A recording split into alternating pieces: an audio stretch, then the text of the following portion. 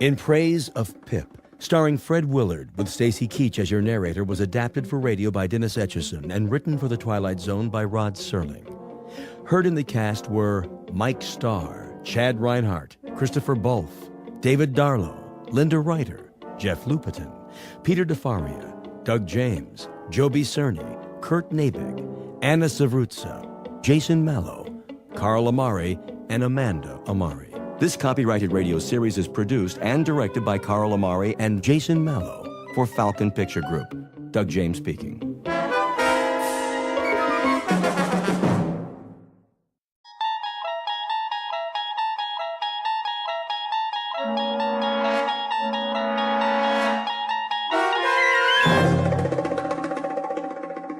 You unlock this door with the key of imagination. Beyond it is another dimension. A dimension of sound, a dimension of sight, a dimension of mind. You're moving into a land of both shadow and substance, of things and ideas. You've just crossed over into the Twilight Zone.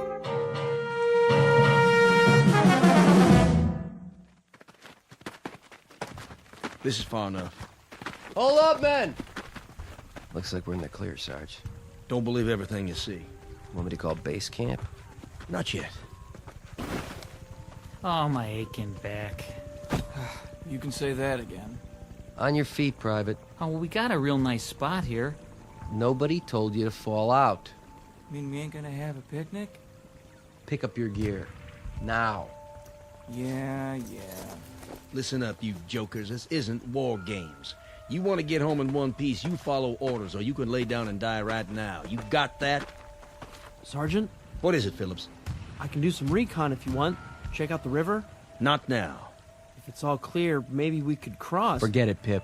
I need you here. But Lieutenant, base is only a few clicks away. If Charlie's behind us... Charlie's close. I can feel him. And you've been here as long as I have. You'll feel him too. Listen to this, Sergeant. He eats and he sleeps jungle. He lives in the trees like a monkey. He was made for this. You? Well, you're a bunch of city boys. You don't know jack. Now cut the chatter. I was thinking, Yeah? maybe the kid has a point. If the river's secure, we could cross and make a circle back to camp. If it's secure. That's a big if. Only one way to be sure. He's too great. That's just it. He's fresh off the boat and he knows it. So he follows orders. Tell him to cut a path to the river and come straight back, he'll do it. He won't mess around. Just one man. If he stays low, keeps moving, It might work. give him 10 minutes. If he's not back, we move out. Pip? Sir? I want you to go down there. I want you to turn Mhm. around. I want to gently... In the river? Okay. All right. Now get moving. Yes, sir. And where's he going?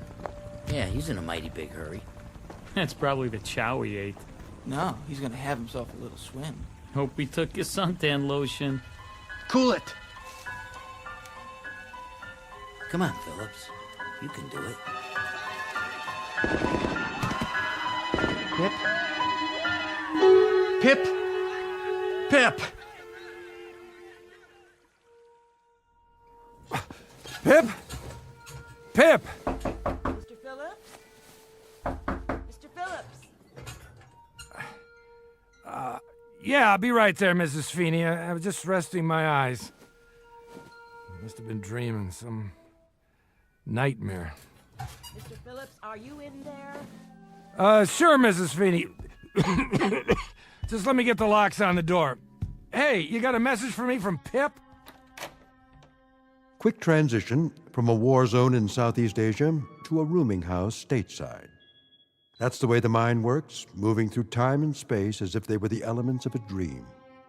Only sometimes the dream may not go away quite so easily. Submitted for your approval, one Max Phillips, age 46, slightly the worse for wear, whose life so far has been as drab and undistinguished as a bundle of dirty clothes. Occupation, small-time bookmaker. And though it's a bit late in his career, he has an errant wish that the rest of his life might be sent out to a laundry and come back shining and clean. This to be a gift of love for a son with the unlikely name of Pip, Mr. Max Phillips, who is soon to discover that a man may not be as wise as he thinks. Said lesson to be learned the hard way in the Twilight Zone. And now, The Twilight Zone and our story In Praise of Pip, starring Fred Willard, with Stacy Keach as your narrator. Mr. Phillips, I can't wait all day. Oh, sorry, Mrs. Feeney. What do you got for me? A message from Pip? Afraid not. Oh. Well, come on in. I must have fell asleep. You ever take naps? I started taking them lately. Makes you feel refreshed. Besides, I ain't getting any younger. Smells like a brewery in here. Nice, huh? Nice? No. Typical, yes. Pour you one? I didn't come here to socialize. Oh, sure. Well, is it about the rent? Because I'm pretty sure I paid it. Check your book. You'll see that I... You got a visitor downstairs. I do? Some kid. That right. What's his name? I didn't ask. Well, tell him to wait a couple of minutes. I already did. You did? Then I better straighten up. Yeah, you better. I think he's got some more business for you. No kidding. You're a doll, Mrs. Feeney. Did I ever tell you I love you? All the time. Speaking of which, do you know what time it is now? Sure I do. Only first, tell me what day it is. It's 8 o'clock. In the evening. What? It can't be. Well, it is. September the 13th, 1963.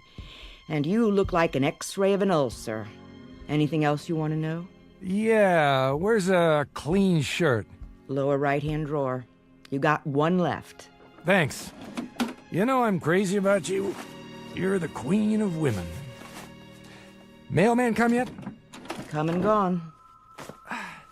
Anything for me? Nope.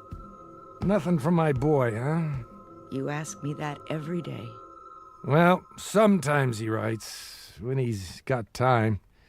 He must be awfully busy over there. Place called Vietnam. Don't worry about him. He's a good boy. He'll be all right. He better be. Look at him in this picture. I ever show you his picture? Every time I come up here. Just look at him, in his uniform. Takes after his dad, don't you think? You want me to throw away these empty bottles? Would you? That'd be great. You ain't doing yourself any good living this way. You know that. A very astute observation, Mrs. Feeney. That's why I'm crazy about you. I love your astute observations. I mean it. I know you do. There, good as new. Take a look in the mirror, would you? Who's that good-looking man? Why, it must be Max Phillips, purveyor of tickets of chance on equestrian events. Take my advice. Find yourself a new line of work. Well now, here's an observation of my own, Mrs. Feeney. One of these days, I'm going to drink my last drink, accept my last bet, perform my final con, and then I'll be ready to go out and meet Pip when he comes back. And you know what I'm going to tell him? I'm going to tell him that his old man finally wised up. And when will that great day happen? Oh, one of these days. That's what they'll put on your gravestone. Mr. Max, one of these days, Phillips. It's kind of a pity, you know. You're not such a bad guy. And you are the paragon of all virtue. I'm nuts about you, Mrs. Feeney. Let's dance. Keep your hands to yourself now. And then later, you and I can toast marshmallows together and sing camp songs. How about it, Mrs. Feeney? It'll be to laugh, won't it? Won't it be to laugh? I'll send up your visitor.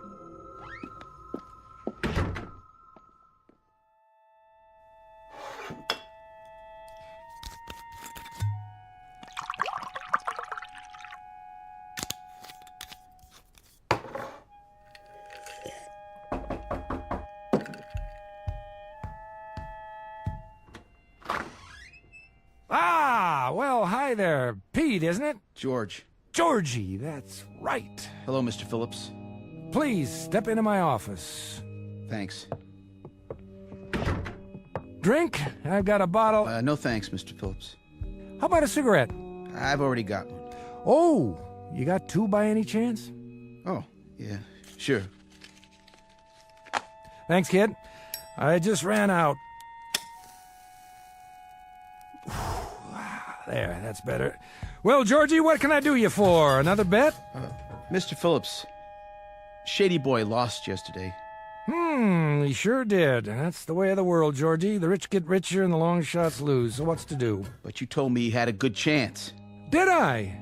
Well, see, the thing of it is, though, it rained yesterday. Tears up the turf pretty bad. You said he ran good on a wet track. I said that? Yes, sir. Proving how little I know about handicapping. Look, Mr. Phillips. What, George? Sure you don't want a drink? Just a little one? Look, I bet every nickel I had on him. Ah, that's a real shame. What am I going to do? I give up. What? Well, I was hoping, maybe we could work something out.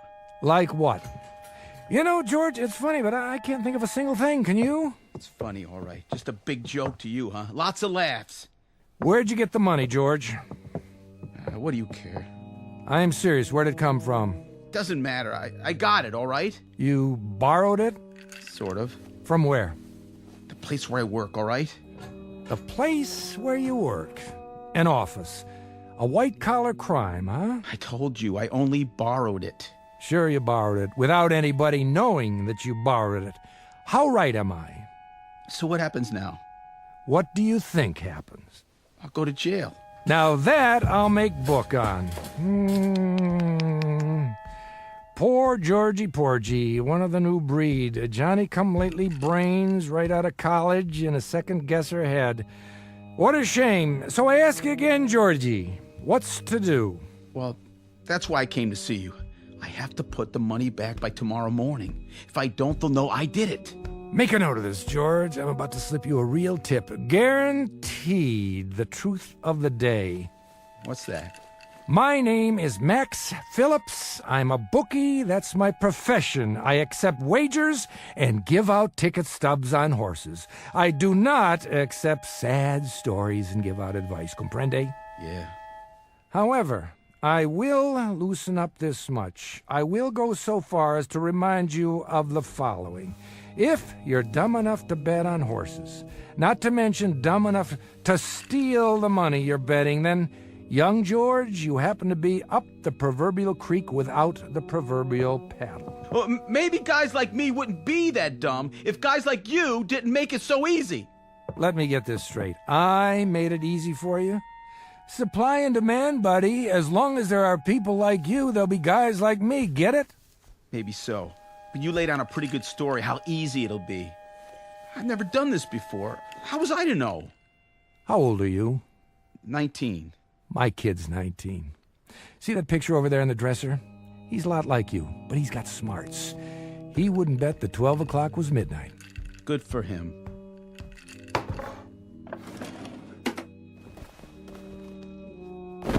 Here. What's this? Your dough, all of it. But how can... I didn't even send it over to Moran. You want to know why? Mr. Phillips... I'll tell you why. 2 reasons. 1, I have fleeced 12 kids like you this week, cleaned them out, and left them to bleach. You'd make number 13. I'm superstitious.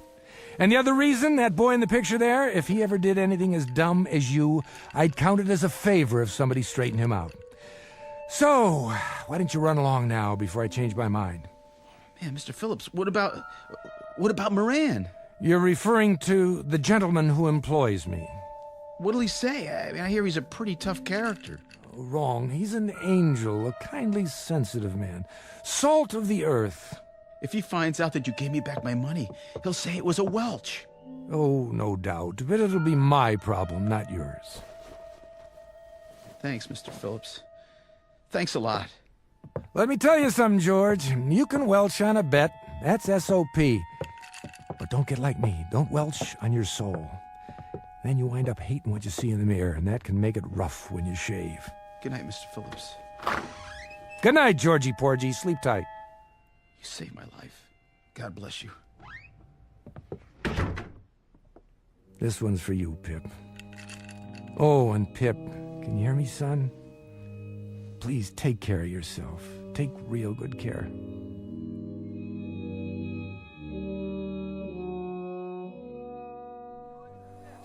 More wounded? I'm afraid so, sir. And more on the way.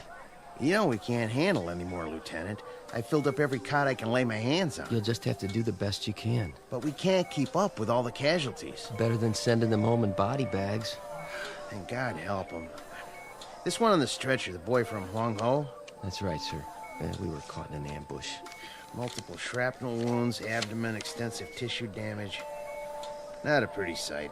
Can you do anything for him? Shot of morphine. Other than that, we can't touch him here. This is only a field hospital. The kind of surgery he needs. Level with me, Doc. What are his chances? Not very good. Oh, that's tough. He's a good kid. Phillips Pip. It's an odd name. It's what everybody called him. Well, Private Pip, I wish you a full recovery and a long life. Short of that, someone to mourn you.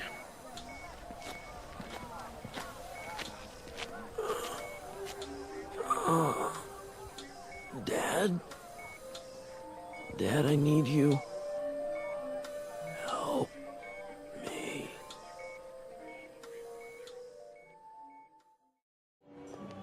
Ice cream, cotton candy, saltwater taffy. How about you, mister?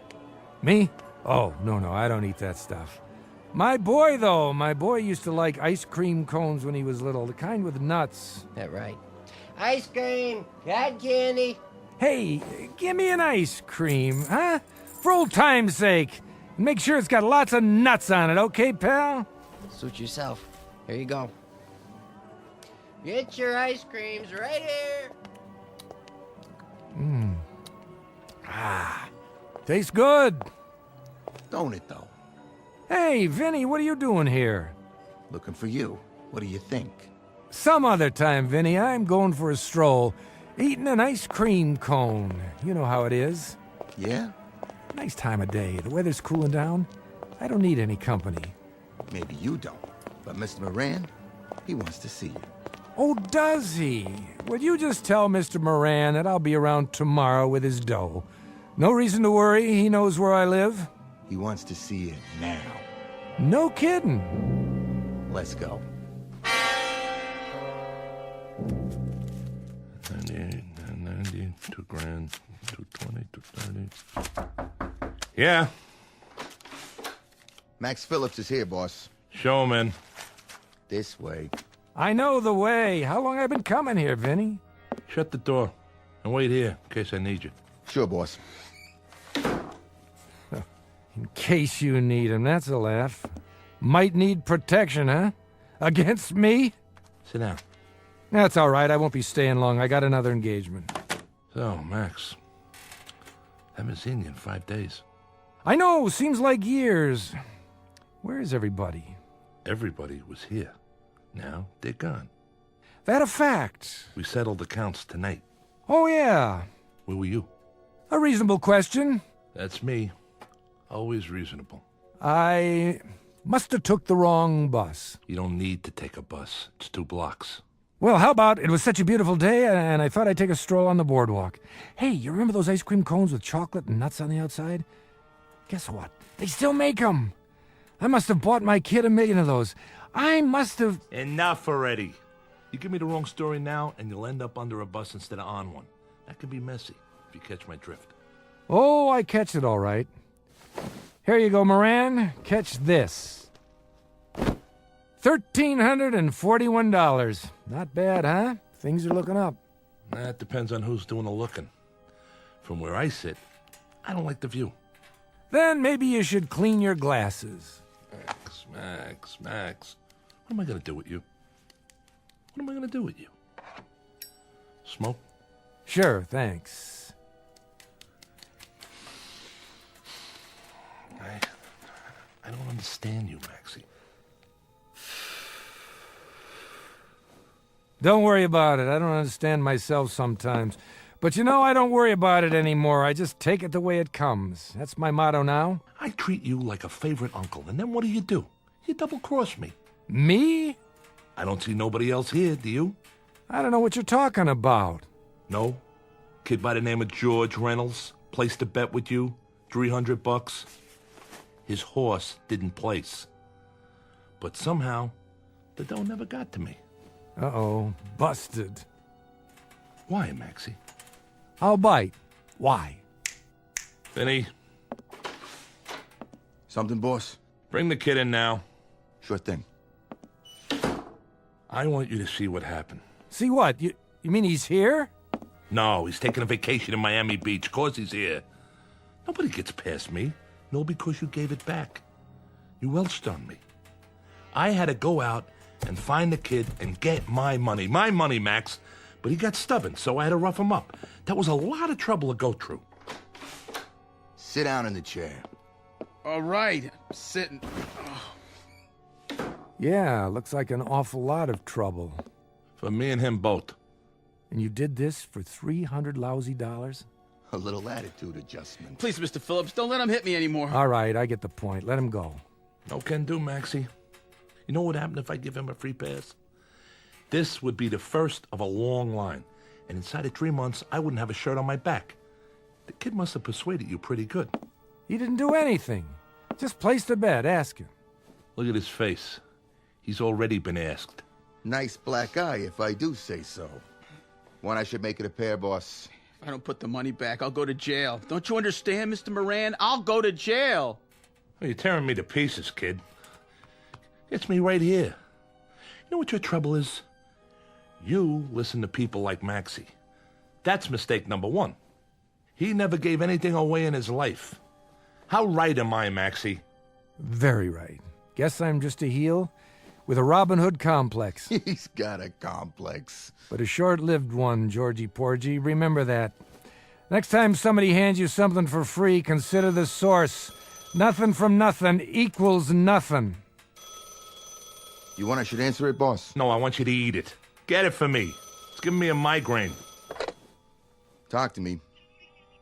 Who? Yeah. He's busy right now. All right, I'll tell him. It's your landlady. Mrs. Feeney?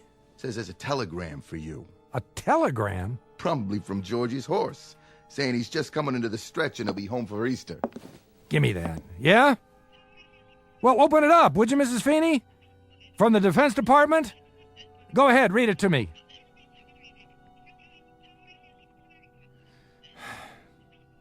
Thank you, Mrs. Feeney. No, I'm all right. Thank you. What did it say? Bip's been wounded. My son is dying in a hospital somewhere, a place called Laos. There isn't even supposed to be a war there. But my kid is dying. It's to laugh. I swear it's to laugh. Hey, Maxie, that's a tough break. Yeah. I'm real sorry to hear it. See that amusement park down there? My kid loved to go to amusement parks. That one especially. I used to take him on Saturday nights. Just the two of us, like tonight. This is a Saturday.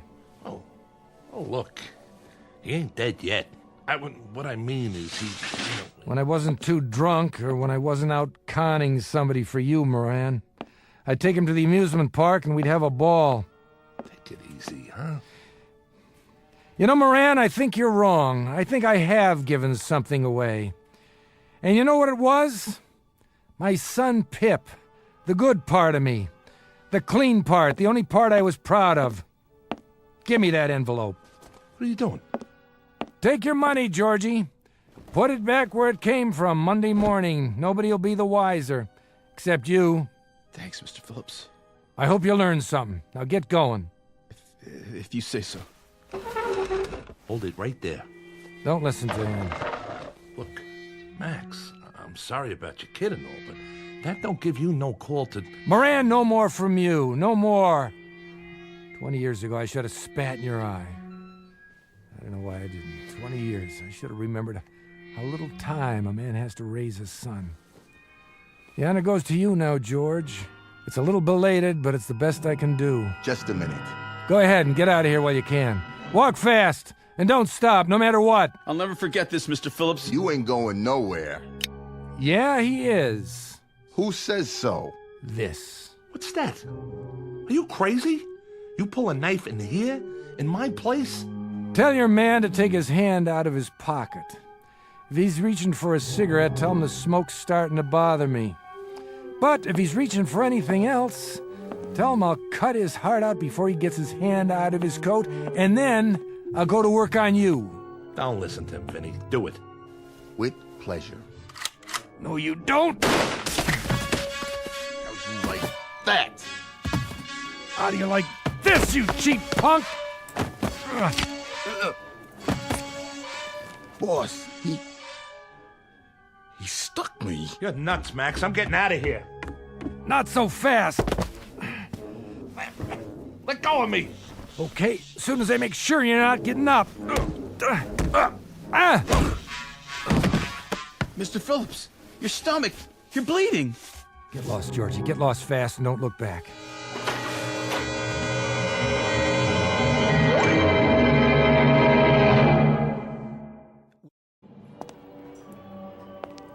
Can't get my breath. Now I'm having trouble seeing and hearing. What's going on? Maybe it's too late. I was gonna change, that's a fact. I was gonna change. No more bets, no more bottles. And I was gonna meet Pip when he got off the boat. So now there's no more bets, no more bottles. But there's no more Pip either. Best laid plans of mice and men and me. God, if I could only see him. If I could only talk to him. If I could only tell him. Pip! Pip, where are you? Where? Sutures. Yes, Doctor. How's his blood pressure? Holding. But if it drops any lower... Reduce the anesthetic. Yes, sir. I'm almost out. As soon as I finish, move him to IC. I'll tell them to prepare a bed. All right, my friends. That'll have to do. There's still some shrapnel in the abdominal cavity. We may have to go back in, but this boy can't take any more today. His heart's strong. Good. That's good. I can close for you. Thank you, Doctor. Oh, and nurse, Yes? watch him closely. It's still touch and go. See if he survives the next hour. If he can hang on for that long, he might just make it home. You know, he might. He's young. Well, good luck to... What's his name? They call him Pip. Then good luck to you, Pip. Godspeed.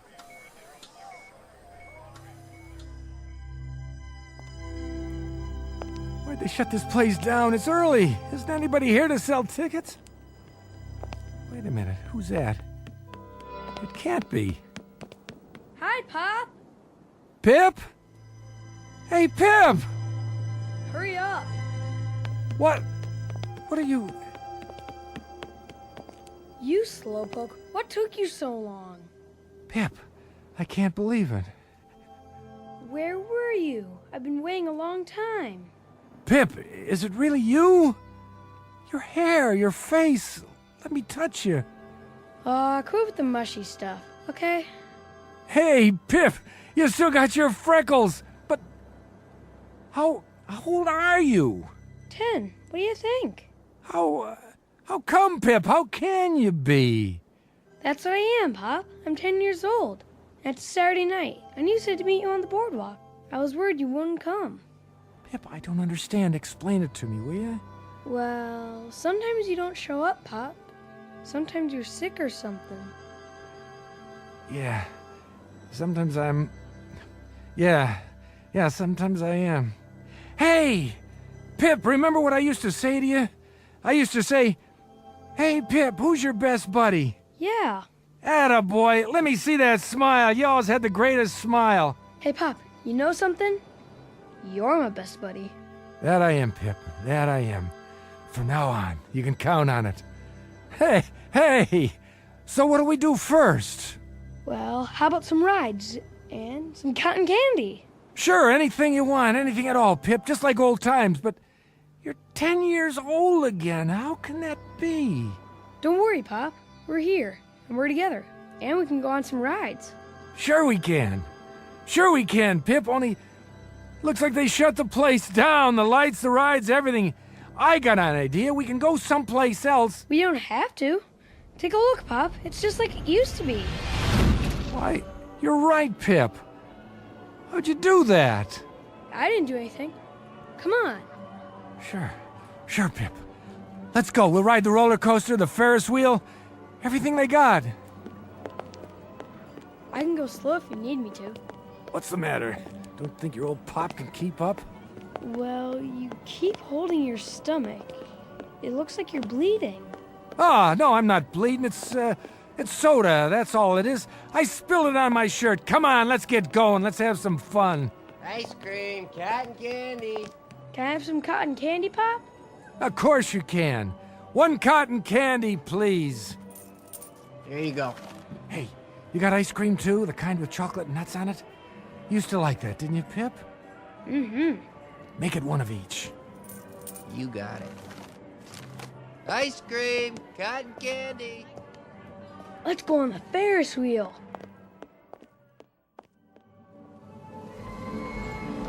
Look down there, Pip. What a sight, huh? You can see the whole boardwalk from up here. Yeah. Whoa! Hold on, Pip. This is one fast roller coaster. Faster. I want to go faster. That was a good hot dog. The best. Hey, Pip, I got a question for you. What? Who's your best buddy? You are. That's right. That's right, Pip. I always have been and I always will be. Don't ever forget it, no matter what. All right? Oh, all right. Hey, slow down. What's the big rush? I gotta go. Go where? What's the matter? There's not much more time, Pop. Sure there is. What are you talking about? There's... Pip? Where'd you go? What's happening? Gotta keep up. Oh. Where'd he go? Pip. Pip, don't go in there, okay? It's a hall of mirrors. You'll get lost. Going in, mister? What? No. Come on, it's fun. I know. Screwy Louie's room. Mirrors all over the place. I've been in there lots of times. Pip! Pip! Yeah, better go get him. Here's a ticket. Yeah, okay. Pip! Wait up!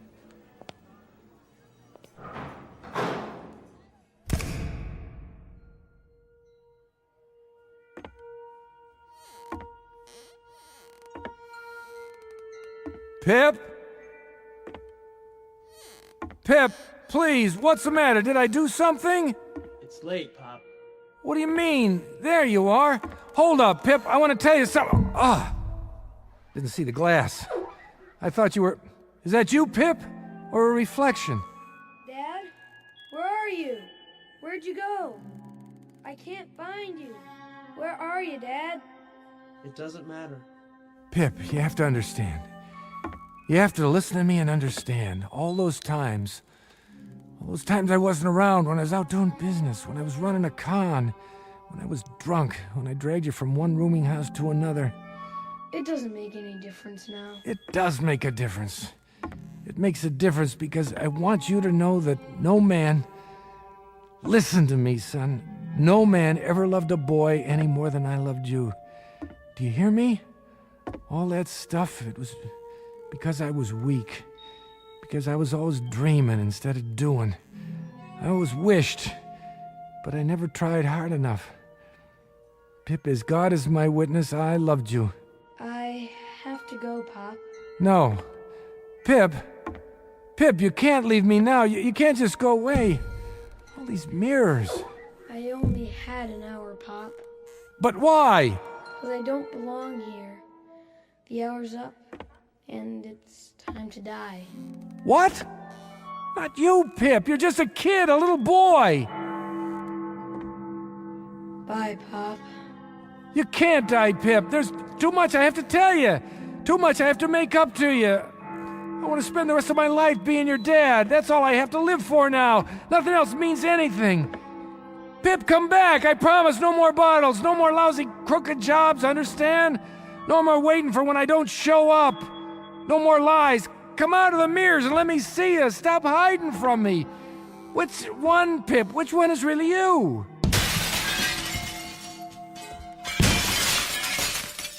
I can't, Pop. I'm sorry, but I have to go back.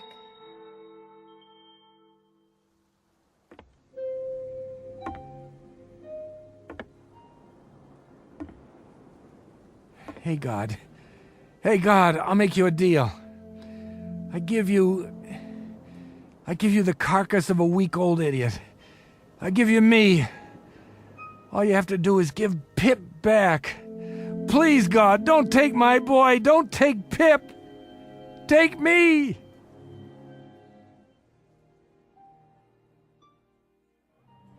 Get your ice cream and cotton candy. Tickets right here for all the rides. How many, little lady? Lots. Give us a stack of tickets, will you please? My daughter loves the rides. Sure thing. Thank you. There. Now, sweetie, which one do you want to go on first? The Ferris wheel. Are you sure? That's a mighty tall ride for such a little girl. Oh, please. Oh, all right. You run ahead and get in line. I'll be right there. Yeah! Hi, Mrs. Feeney. Oh, Pip. How you feeling today? Fine. Just fine. I won't need this cane much longer. Good. I was so sorry about your injury. But at least you came back to us in one piece. That I did. Even got a Purple Heart out of it. That's nothing special, though. Oh, you look so handsome in your uniform. Thanks. See you back at the rooming house for dinner? Sure will. Come on, Mommy. I'm coming. That little leprechaun wants to ride the Ferris wheel. Would you like to go with us? No, I think I'd just like to walk around. It's a beautiful day. Your father, God rest his soul, used to love taking you here. He talked about it all the time. I remember. We had some good times. We had some wonderful times. Mom! Well, maybe I'll see you when we get off the Ferris wheel. Sure. Have a good time. Hey, Pop, you know something? You're my best buddy. You always were.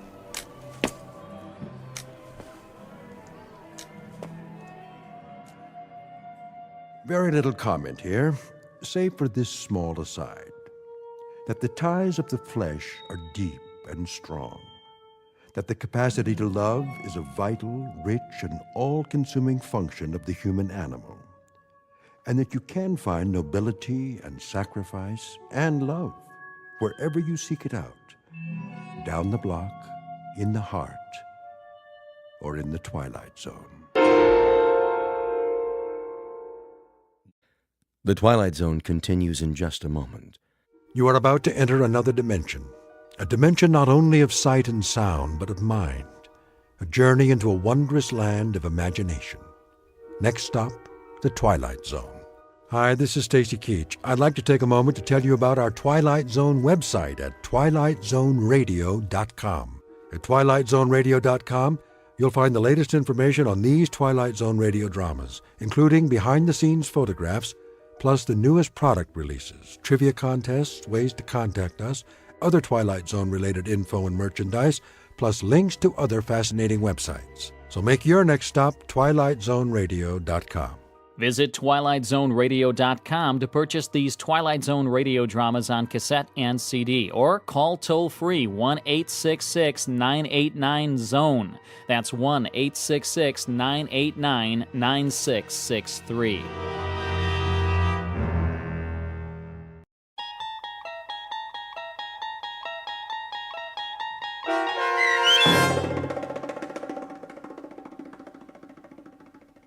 Black Leather Jackets, starring Marshall Ullman with Stacy Keach as your narrator, was adapted for radio by Dennis Etchison and written for The Twilight Zone by Earl Hamner Jr. Heard in the cast were Elizabeth Lido, Jason Bradley, Christian Stolte, Doug James, Fernette Lebo, Jeff Lupetin, Roger Mueller, Meg Thalken, Vince Amari, Alex Sopener, Carl Amari, Kurt Nabig, and Jason Mallow. To learn more about the Twilight Zone radio dramas and to obtain audio cassettes and CDs of these programs, visit our website at twilightzoneradio.com. The producers of The Twilight Zone wish to thank CBS Enterprises, Carol Serling, Dennis Etchison, Dick Brescia Associates, Claire Simon Casting, Terry Jennings, XM Satellite Radio, the American Forces Radio and Television Service, Sirius Satellite Radio, our sponsors, and our radio affiliates for helping make this series possible. This copyrighted radio series is produced and directed by Carl Amari and Roger Wolski for Falcon Picture Group. Doug James speaking.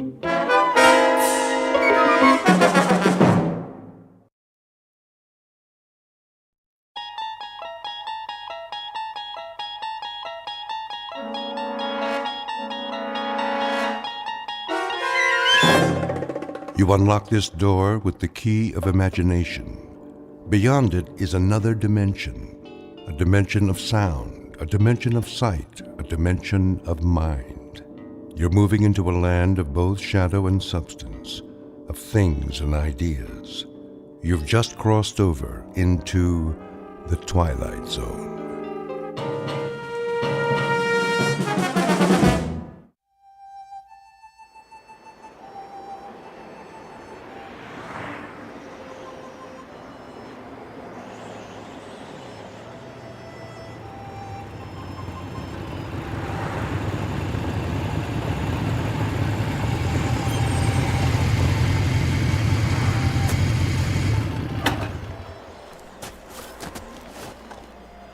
Why here? Looks like a good place. For what? Information. They won't know anything. Maybe they will. Hey, Steve's right. Look at all the trucks parked out front. I say we wait till we come to a town. The last sign said 35 miles. Let's go in. This is Nowheresville. That's what we want, Freddy, isn't it? We need to fit in, disappear. If we draw attention... I checked the map. It's mostly small towns. You think they won't notice us? They'll know we're not from... I said, let's go.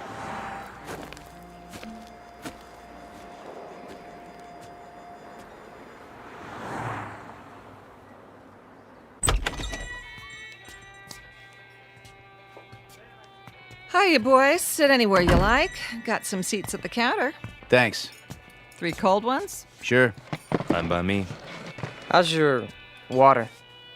That all you want, Blue Eyes? I just wondered how your water supply is. Pure as can be. Down the mountain and over the dam. 1 double shot of H2O coming up. And, 2 long necks. Make it 3. That's more like it, honey. Any, towns around here? You bet. Stay on the highway and you'll hit Fairview. Lots of bikers stop at the motel just inside the city limits. Fairview. Nice place, is it? Oh, it's okay. Kind of quiet. Shops, schools, not much to do. Sounds just right. Yeah? You boys looking to settle down? We might. No kidding. Well, what do you know? Saw your choppers out there. Figured you were just passing through. Hey, they have houses to rent in Fairview? He means pads. Cribs. Some place to crash.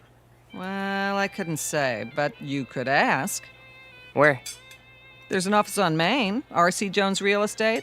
Park your choppers down the street, though. Don't want to give them a heart attack. We'll remember that.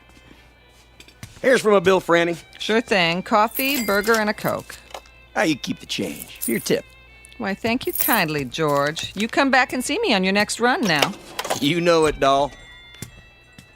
You boys need menus? I got a burger basket special with fries. No thanks. Sure? Strong young fellas like you. We don't eat. He means we already ate. What? That's it. We scarfed. This morning, we really chowed down. You dig? Oh, I dig you loud and clear, Daddy-O. Say, where are you from, anyway? Not around here. Come on, let's go. Right. You got it, Steve. I mean, Big Daddy. Hey, you didn't touch your beers. That's okay. We're not thirsty. Here you are. Hold on. Something wrong? This ain't all for me. Isn't it enough? It's too much. Here, let me give you some change. Keep it. Yeah, for your tip. Is that cool? Well, now that's mighty generous. You boys come back and see me now, anytime. 2 specials, Fran. Table 4. Sure. Those boys stiff you? No, Harry, that's just it. They gave me $23.17 for 3 beers. Maybe they're from another country. Maybe so, Harry. But wherever it is, must be a long, long way from here.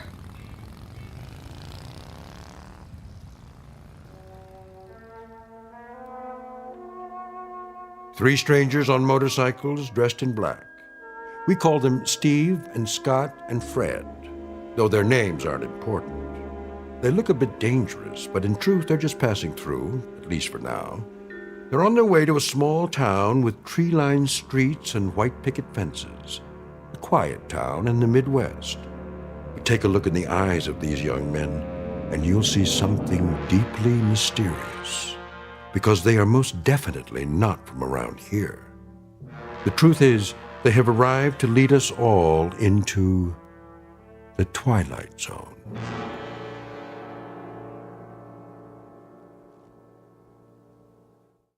And now, The Twilight Zone and our story, Black Leather Jackets, starring Marshall Allman, with Stacy Keach as your narrator.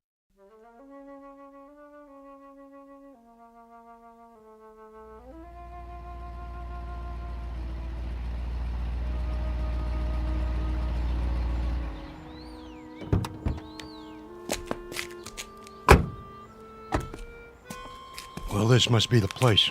Amanda Drive. That's what Jones said. The old Anderson's house. Knock on the door and tell them we're here. I'll open the truck. Don't look like anyone lives here. The for rent sign's still up. That's because they're just moving in. Probably going to meet us. What if they don't show? Well, we wait an hour, put it in storage, cost them extra. Go on, knock. Okay.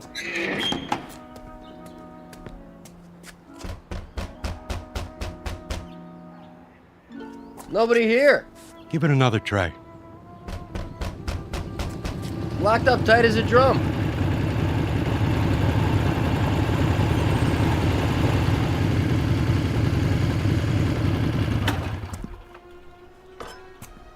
Well, looky here. A couple of creeps messing around our property.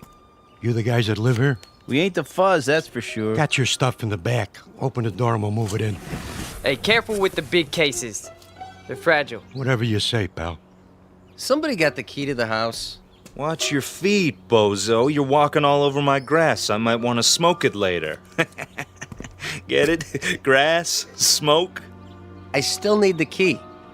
Well, we don't. Yeah, we don't need no stinking keys. Scotty? Yeah, I'll take care of it. Done. Hey, how'd you do that? He didn't even touch the doorknob. He just stared at it. Quit, John, and start humping boxes. But it was locked. I tried it myself. Ain't you got any furniture? Chairs, rugs, stuff like that? I said move. Now. Yeah, move it. Okay, Mac. Yeah, creep. Make like a leaf and shake it. Come on, boys. We got work to do.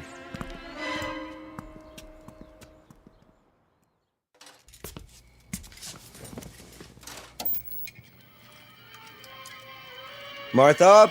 Yes, dear. Here's that movie you wanted to see. Be right there.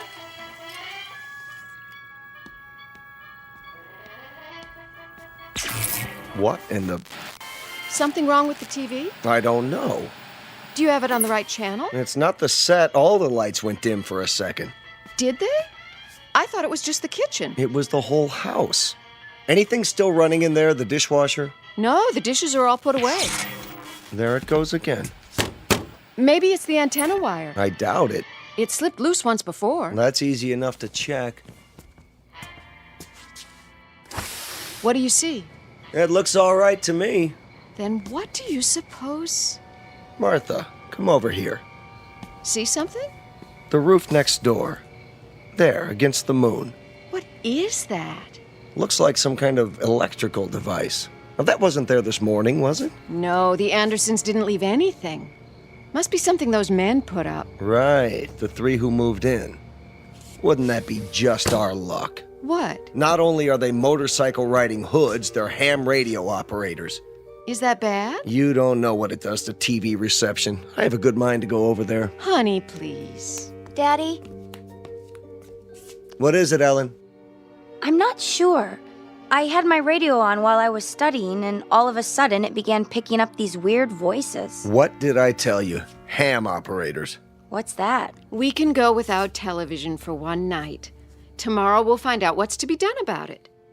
First thing I'm going to do is see if they have a license. For what? Do you think you ought to? Those young men look so unfriendly.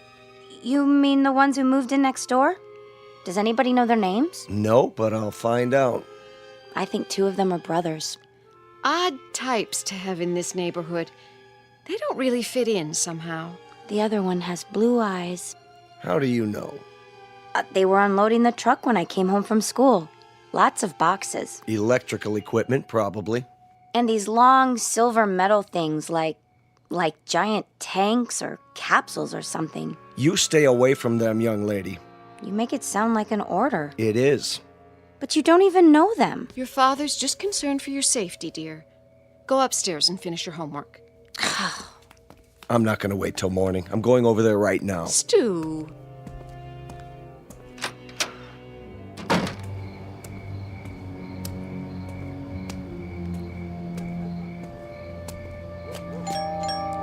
Hello? Anybody here? Yeah? What's it to you? Hello there. I'm Stu Tillman from next door. No kidding. Been having a little trouble with my electricity, flickering off and on. You boys wouldn't be ham radio operators by any chance, would you? What's so funny? Big Daddy here wants to know what's so funny. Yeah, ain't that a crack up? Who are you boys, anyway? We're monsters, Daddy-o. What's that supposed to mean? Yeah, we got a lease on the place. That okay with you? Where did you come from? From outer space. Woo! Take us to your leader. All right. Now listen. I don't have to stand here and listen. Hey, watch your step, Daddy-o. It's pretty dark in here. Hey. Yeah, you might trip and fall. Yeah, you might trip and fall What and are you hit your doing? head. What are you doing? Hey, you better keep it cool, mister. Or he'll disintegrate you with this ray gun. Take your hands off of me. Ah, look at him go! Stop it. Hey, this cat can really dance. A real cool Hey. cat. Yeah, move it. I said let go of me. Go, Daddy, go. Not to worry. Spaceman won't hurt Earth creature. Earth creature. Crazy man! Real crazy. All right. I'm calling the police. Then I'm calling my lawyer. No, you're not. That would be uncool. Definitely. Just you watch. You're some kind of hoodlums. Cool it. The police probably have warrants for your arrest. They'll be very interested to know where you are. I told you to cool it. Stay away from me. Look in my eyes. You're gonna be plenty sorry for this. Just wait till I... Forget it. What? Forget everything. There. Feel better now? Yes. Better.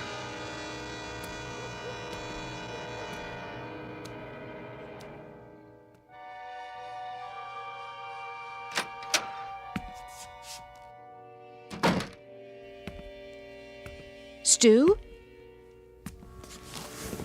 Stu, I was worried. Did something happen? Martha? What happened over there? Nothing. Nothing at all. Those men next door, did they do something to you? No.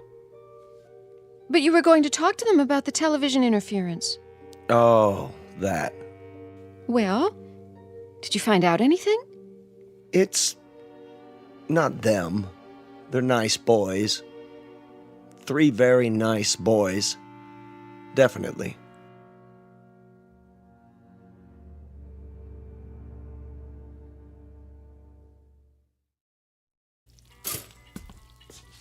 Morning, Mom. Gotta go. Oh, no, not till you have your breakfast. But I'll miss the bus. Then you'll just have to walk. The exercise will do you good. I can't walk in these shoes. Here, I'm eating my toast, see? And your juice. Where's Dad? He decided to sleep in. I think he's coming down with something. Well, kiss him for me. Bye. Not so fast, young lady. I've got some scrambled eggs here. That girl.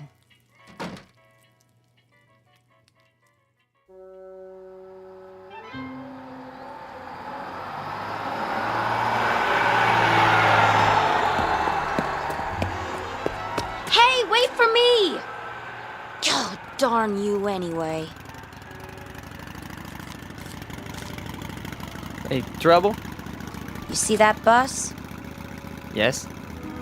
I mean, yeah. I checked it out. What gives? Drove off right in front of me. It's a game with them. They just love to make people suffer. Why would they do that? Beats me. Definitely, uncool. Just thank your lucky stars you don't have to depend on buses to get around. Stars are lucky? It's just an expression. I understand a great deal about constellations. That is, the nature of galactic structure. But as to... Huh? I mean, I dig stars the most. They're really cool.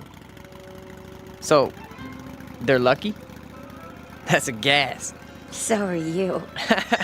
What do you mean?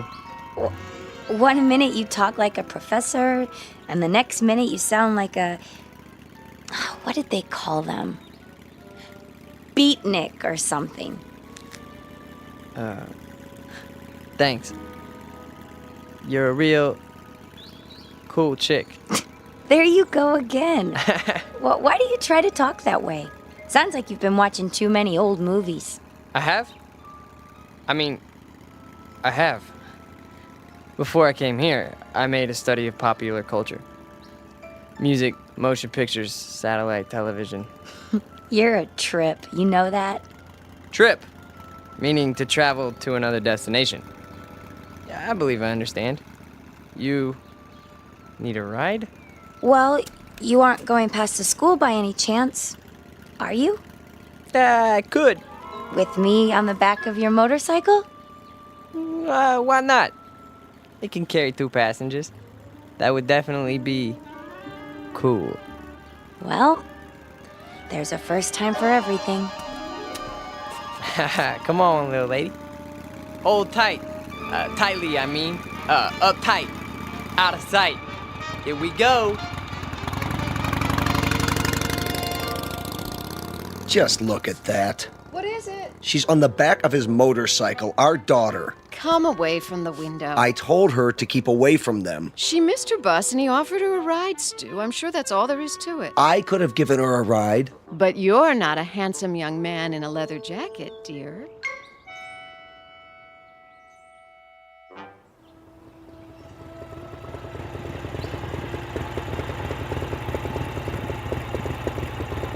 Here! What? You can stop here. I don't see any school. It's on the other side of the park. Then why are we You stopping? got me here so early, I thought I'd walk. The park's so pretty in the morning. How much time do you have? My watch says 8:30. Class isn't until 9. Oh. Would you like to take a walk? Sure. That bench over there is my special place. We could sit for a while if you want. Okay. It's nice here, isn't it? I guess. I sit here sometimes and think. Try to figure things out. Like what? Oh, I don't know. For one thing, did you know you've lived next door to me for over a month and you've never even said hello? Hello. My name's Ellen, by the way. I'm Scott. Hi, Scott. So So, where are you from? Why do you ask? I just mean, where did you live before? It's hard to describe. A long way from here. What city? I doubt that you've ever heard of it. Could be. Geography is one of my worst subjects. Did you graduate already? Graduate? Have you finished school? Yes. 10 years ago. 10 years? You're not that old. I'm older than you think. My people don't show their age. My family's the same way. My grandmother lived to be 90, and you'd have taken her for 60 right up to the day she died. That's beautiful. It is, isn't it? She was such a sweet, happy person. Not that. I mean, your hair. My hair?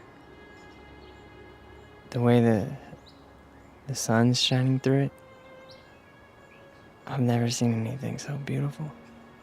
Now you're putting me on. Putting on? Teasing me?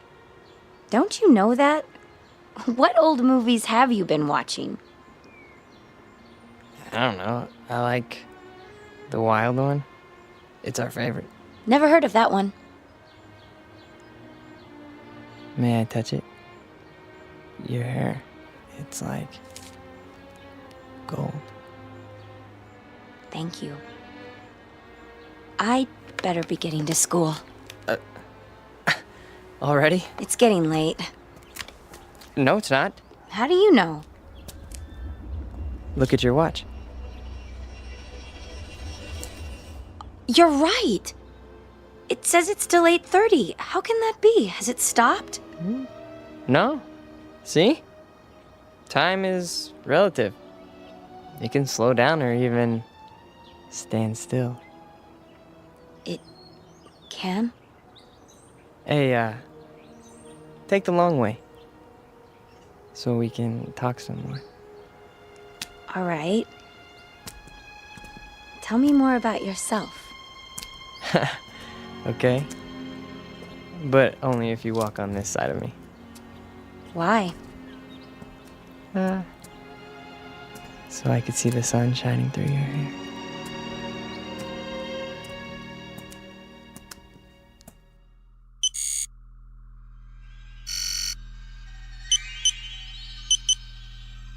It's time.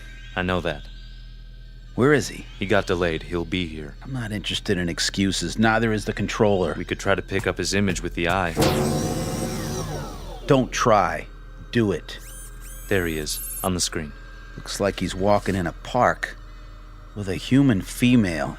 Has he no sense of time? What do we do? Proceed without him. We can't. The controller told us. It's my responsibility. I'll make the decision. Sir. Reporting in, sir. Be at ease. Where's your brother? We can no longer trust him. What has he done? He's formed an attachment for one of the beings here. What sort of attachment? I'm not sure yet. A kind of alliance. He's with a young human in spite of our orders. Continue without him. I'm sure he's on his way now. I said continue. We have been in touch with all units. Good. The second wave has landed successfully and are now concealed as planned. With the arrival of the third wave, we will be in key positions throughout the continent. Excellent. The locals, are they suspicious? Not a bit, sir. They're a stupid race, exactly as our research told us. An inferior breed given to hatred, cruelty, making war, and killing one another because of greed. The universe can well do without them. You will receive your instructions for the final move in a few Earth days. Very well, sir. I'll tell brother as soon as he gets here. No time for that. We have to bring him in, now.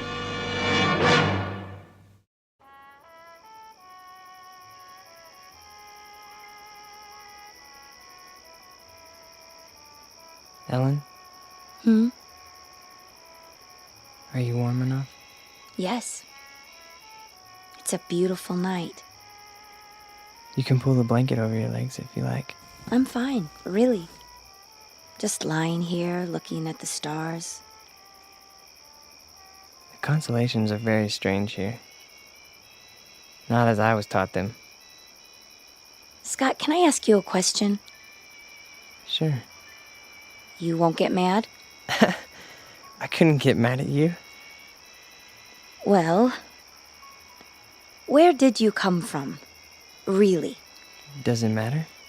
I suppose it doesn't, but you're so different from anybody I've ever known. Is that bad? No, not really. Tell me the truth. You're an exchange student, aren't you? At the college, from some place you'd rather not talk about. Only in a manner of speaking. Ellen, you like me, don't you? You know that. Very much? Very much. Except when you do your Marlon Brando impersonation. What do you want, roses or something? Come on, I thought I did a pretty good job. We studied your motion pictures. That's just it. You must have looked at nothing but old movies. People don't talk like that anymore. Well, what about the clothing? Oh, don't go changing that. Your leather jacket is way cool. At least we got something right, huh? You got a lot right. Trust me. Ellen, do you know the word love? Of course, silly. Everybody does. What an odd question. What's odd about it? I mean, bringing it up at a time like this. Why would you? No reason. Oh. It's just a word that's all over your newspapers, and your magazines, your music, your television. We encountered it all the time. We. Who is we? That's not important. This is a planet filled with hate, Ellen. Hate, violence, mistrust, bigotry. I don't know how someone like you survived this long. Me? I'm no different from most people. I haven't seen a report on anyone like you. A report? Scott, you talk in riddles. Sometimes you make me feel like an insect under a microscope. I'm sorry. I didn't mean to. Please, I'd like to go home. Why? You've been lying to me. You're wrong. Don't make it any worse. I don't know why or what it is you're trying to hide, but I know you're not what you seem. And what if I'm not? Do you think you're in any position to judge me? Any of you? I said I want to go home. I'm truly sorry, Ellen. You can believe that or not. I guess I expected too much.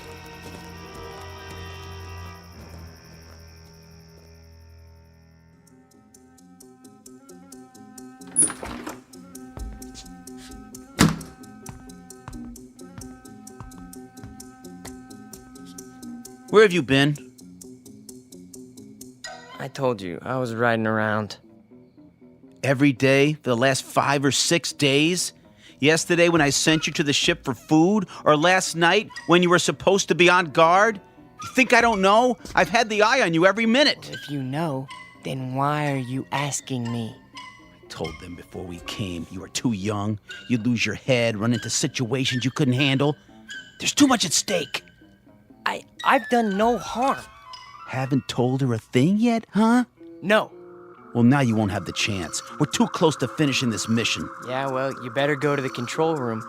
Your master's calling. You're a master, too, and don't forget it. From here on out, you're just along for the ride.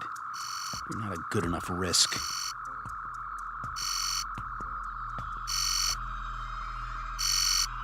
The controller. I heard.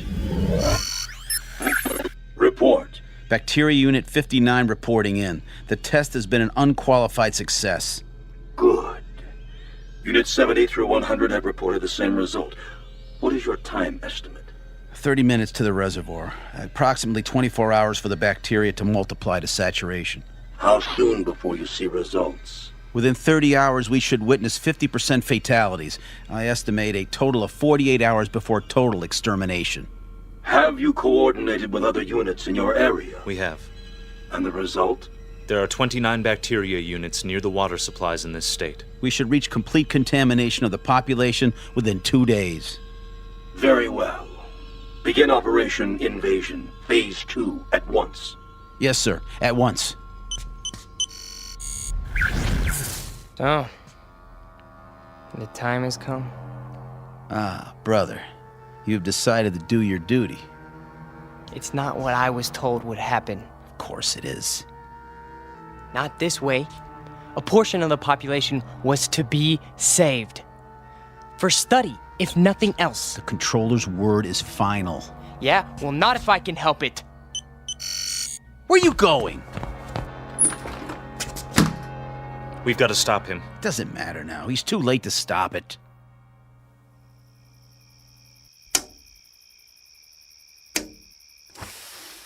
Who's down there? Come down. Now? I've got to talk to you. It's late. This is important. All right.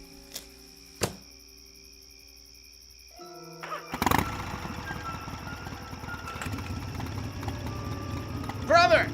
You're there in the bushes! I can see you! Back to the house and wait, Scott. You're making a mistake. These people aren't worth it. Scott, what's going on? Ellen, you've got to get away from here.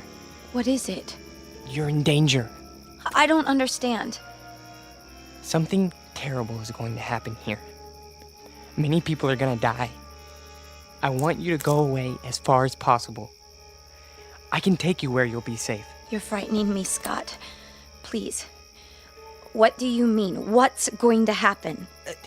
I can't tell you that. And it wouldn't matter if I did. Look, we've got to leave right now. Are you trying to scare me into running away with you? Ellen, listen to me. In 24 hours, every man, woman, child, cat, dog, anything else alive is going to be dead. Don't, please. No, not just in this town. All over your country. All over your world. My world? It's your world too? No, it's not. What do you mean? Scott, who are you? Look up. We came from out there, Ellen. From beyond those stars. There are thousands of us here on Earth right now. Our people, we need room. We're gonna set up colonies here. I don't believe you. We've had bacteria units in every country on this planet for months. They have enough to poison the drinking water of the entire world's population. Scott, I'm going to walk with you over to your house. No, it's too late. Even if it is, I think we'd better wake your friends and let them get you to a doctor. No, you don't understand. You haven't seen, okay? The leader, the controller speaks to us from a giant television screen. All we ever see is his head. A metallic mask with slits for eyes, a nose, a mouth, but no lips. And his voice, that's... Scott, I love you, but you're not well. You're... Oh, Scott. Ellen!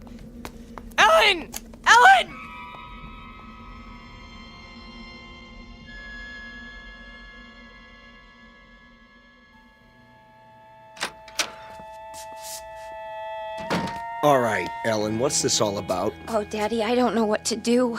You can start by telling me what went on out there. He woke me, throwing stones at my window. He said he had to see me. Daddy, I think he's lost his mind. He's never been this way before. Tonight, he was almost raving. Exactly what did he say? Crazy things. That he's some kind of spaceman and they're taking over the Earth and we're all going to die. Poor boy. We'd better get him help. Ellen? Why aren't you in bed? Stu? Hold it. I'll explain everything. Sheriff Station? Deputy Harper? Let me speak to the sheriff, please. Sheriff Farley's on vacation. Sir, can I help you? My name is Stuart Tillman. I live at 11575 Amanda Drive. Yes, Mr. Tillman. There's a mentally disturbed boy living next door. That right? And before he does any harm to himself or anyone else, I think he ought to be picked up. Honey, what's happened? Oh, Mother. There now. What makes you think he's mentally disturbed? He's been scaring my daughter with some kind of man from Mars story. Claims he's part of an invasion force that's going to take over the world or some such nonsense. All right, Mr. Tillman, let you stay right where you are. We'll take it from here. In fact, I know exactly what to do. Definitely. Hey, Red? Yeah? Yeah, we got control on Amanda Drive? Sure do. We'll be right there, Mr. Tillman. Thank you. Are the police coming? Yes, in a few minutes. That's good. Now, will somebody please tell me what's wrong? Sure, in a minute. Only what? I wonder what he meant by control.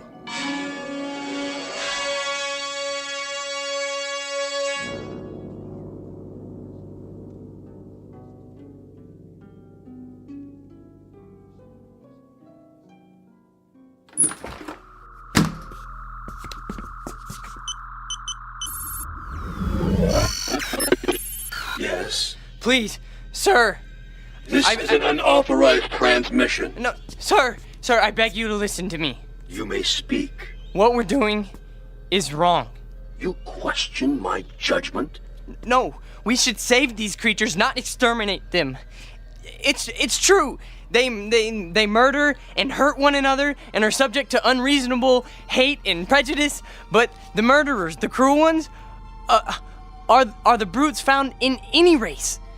These people have capacity for love. I know it. Our research disproves that. They are a world of angry, frightened people. No, I tell you. I've lived among them. They learn love from their God, and they teach it to their children. There is more of love than hate here. There's no need to kill them. It's too late. Not if you order the plan to stop. For you, a defector, a traitor to your own kind. No, I'm not. You are a traitor. This transmission is ended.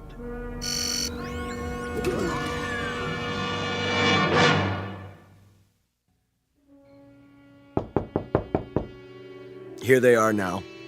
Are you sure this is necessary? Yes. Please, Daddy, tell them not to hurt him.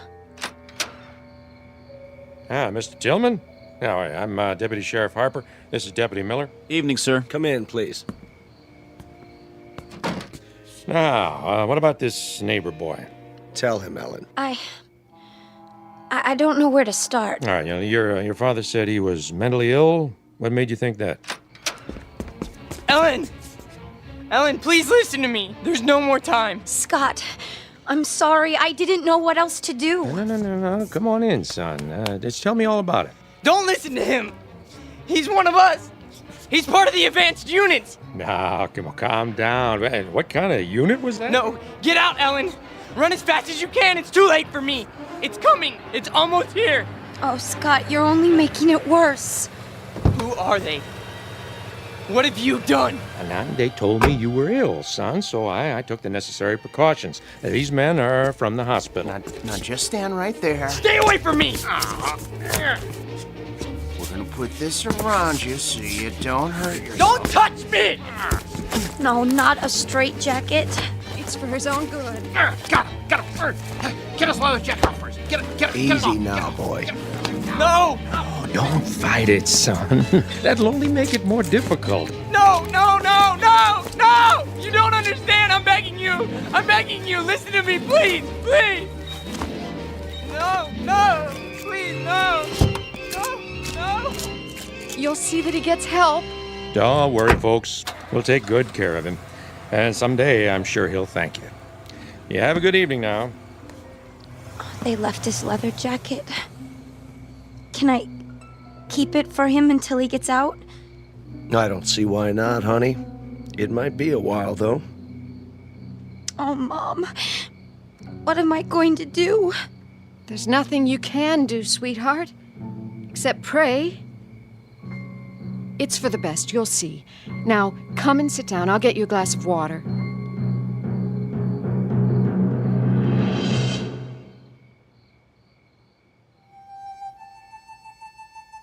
portrait of an American family on the eve of an invasion from outer space.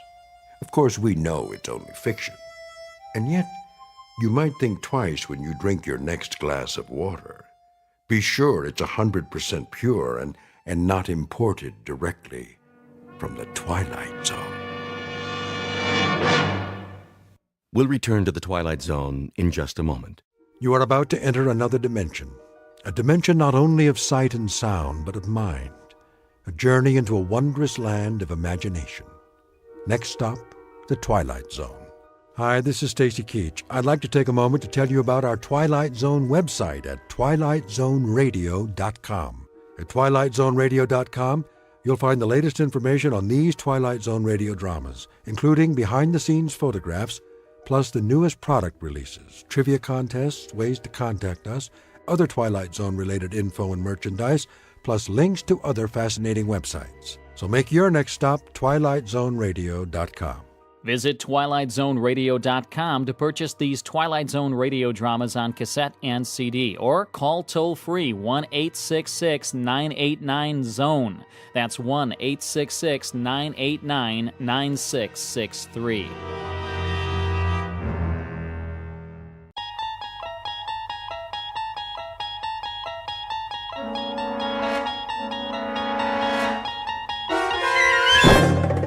There is a fifth dimension beyond that which is known to man. It is a dimension as vast as space and as timeless as infinity.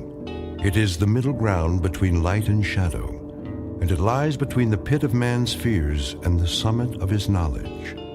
This is the dimension of imagination. It is an area which we call the Twilight Zone.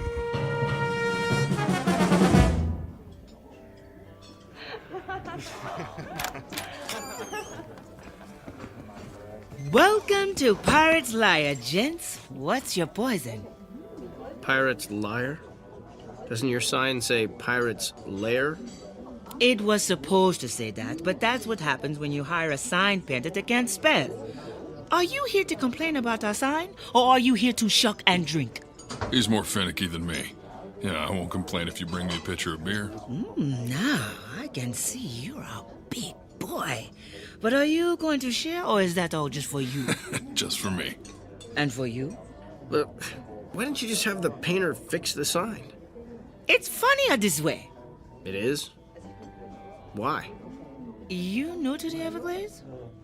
Sort of.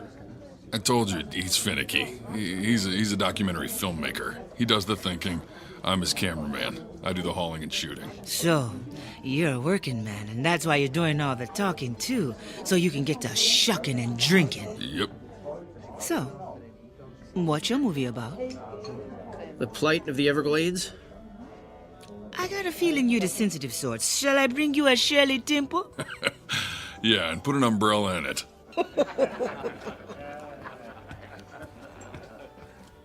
Thank you very much for blowing my cover. What do you mean? No one knows you're here. I'm here to get a story. Now that all the locals know I'm a reporter, everybody's gonna clam up. That's a good one. What's so funny? Clam up. We're in a clam bar. You do have a sense of humor. Yeah, I surprise myself sometimes. Now, what's so funny about Pirate's Lair? Would you trust a pirate to tell the truth? No. The sign painter made a mistake. That was the truth when he called this place Pirate's Lair. All pirates are liars. They have to be so nobody finds their buried treasure. If that's true, then why does our place map have a treasure map on it? Your placemat has a treasure map on it, so you'll have the directions on how to find this place in case you want to come back. Here's your Shirley Temple. Yep. Here's your pitcher of beer. Any other questions? Yeah. What smells like fish? Me. I'm a fishmonger. I do a lot of shucking. Personally, I find that smell refreshing on a woman.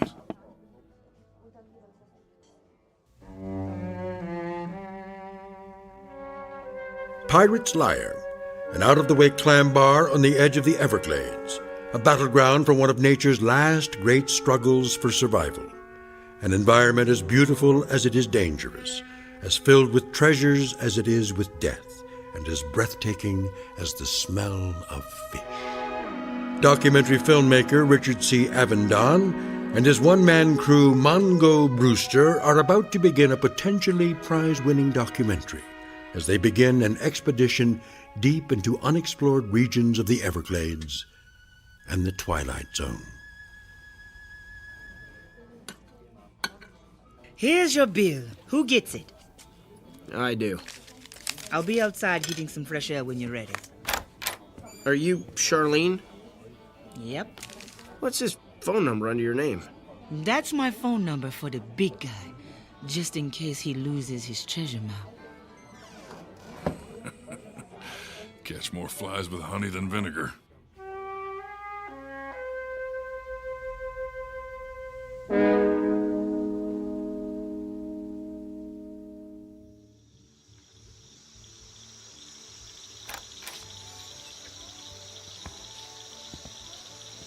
That was one great dinner. And, thanks for the wonderful service. And thank you for the wonderful tip the big guy told you to leave. So, what are you boys looking for? He's looking. I'm just carrying the baggage for him. You afraid of me? No, I just don't know where to begin. Well, I'll give you a hint. Just take a second and listen. What am I listening to? Nature. It's out there calling your name. Listen. Hear that clicking sound? Yeah, insects? Lizards? Anyway, it's frogs crushing insects' bodies. They crush those hard little shells and bony spines by the million an hour. Then the snakes eat the happy, fat little frogs.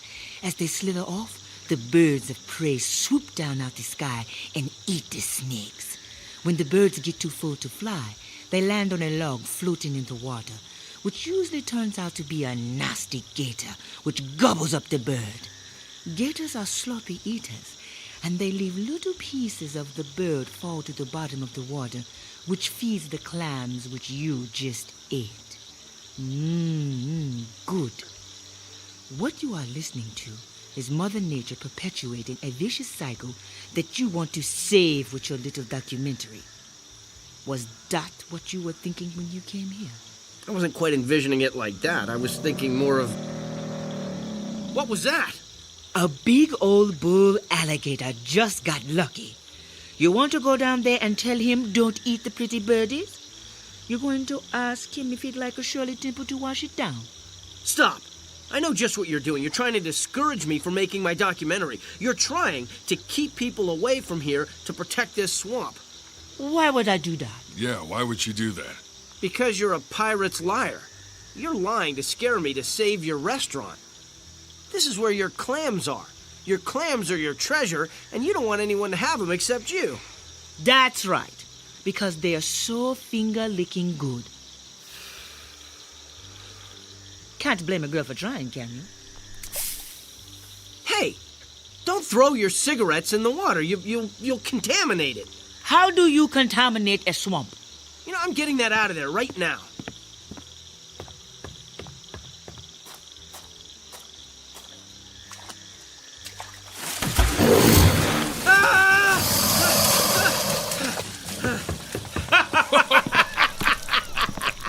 Don't say I didn't warn you. Still think I'm a liar?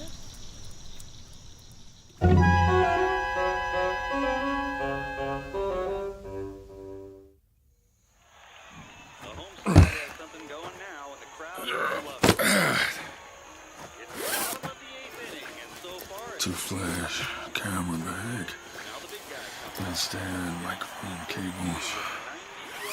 You got everything? Yeah.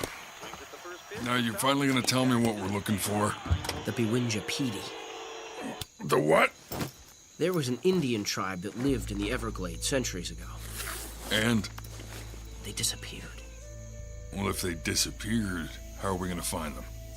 I don't think they're gone. I think they're still out there. That sounds like a story right out of Pirate's Liar. You're right.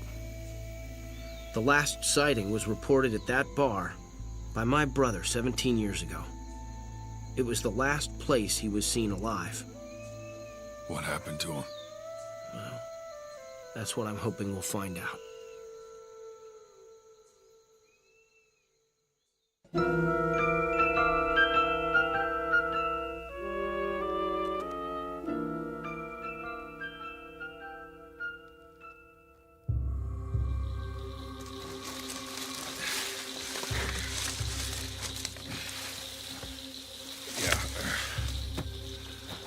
It's getting late.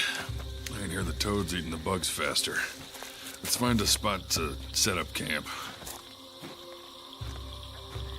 Well, that looks like a nice spot over there.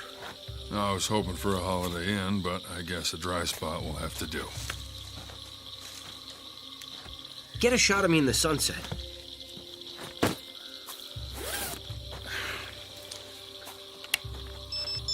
There. All right, are you gonna say anything? No, I want some brooding shots. Pensive stuff to show my inner feelings. All right, your nose is shiny. You want me to powder you down? Nah, real is good here. I want me to look like I'm suffering on my first leg of the journey. Capture me ignoring the suffering because I care so deeply. Sure. Move a little to the right. Like this? Yeah, that's good. Now, care more. How's this? You look constipated. Well, how about now? That's cliche ennui. Maybe you didn't suffer enough today. Let's just forget it. The moment isn't right. Let's set up camp.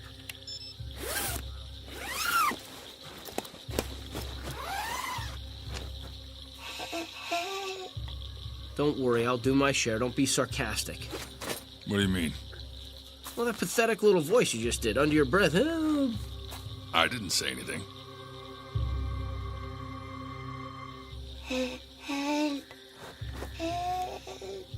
Well, there it is again. It's coming from that itty-bitty hole in the dead cypress. This hole? Hello? Oh, please. Help me. That hole is too small for a person to fit through. Please put string into the hole so I can grab it. I'm stuck. How about a shoelace? What's a shoelace? Where's she been? In a hole. Take off your shoelace and drop it in.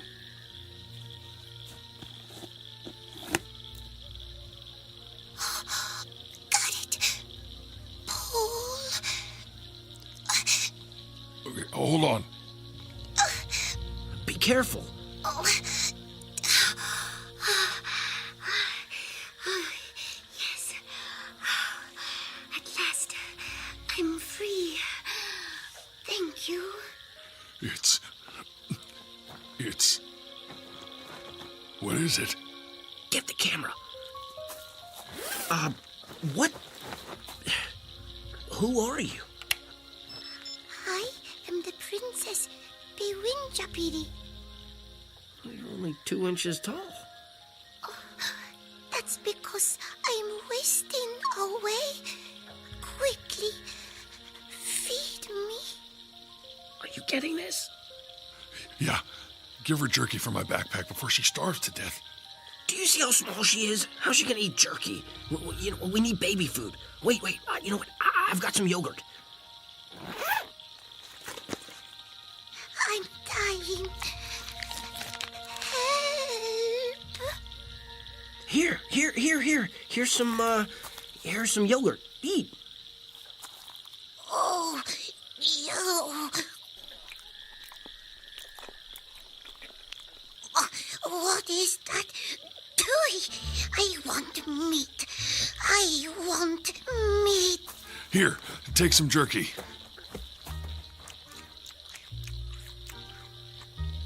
Oh.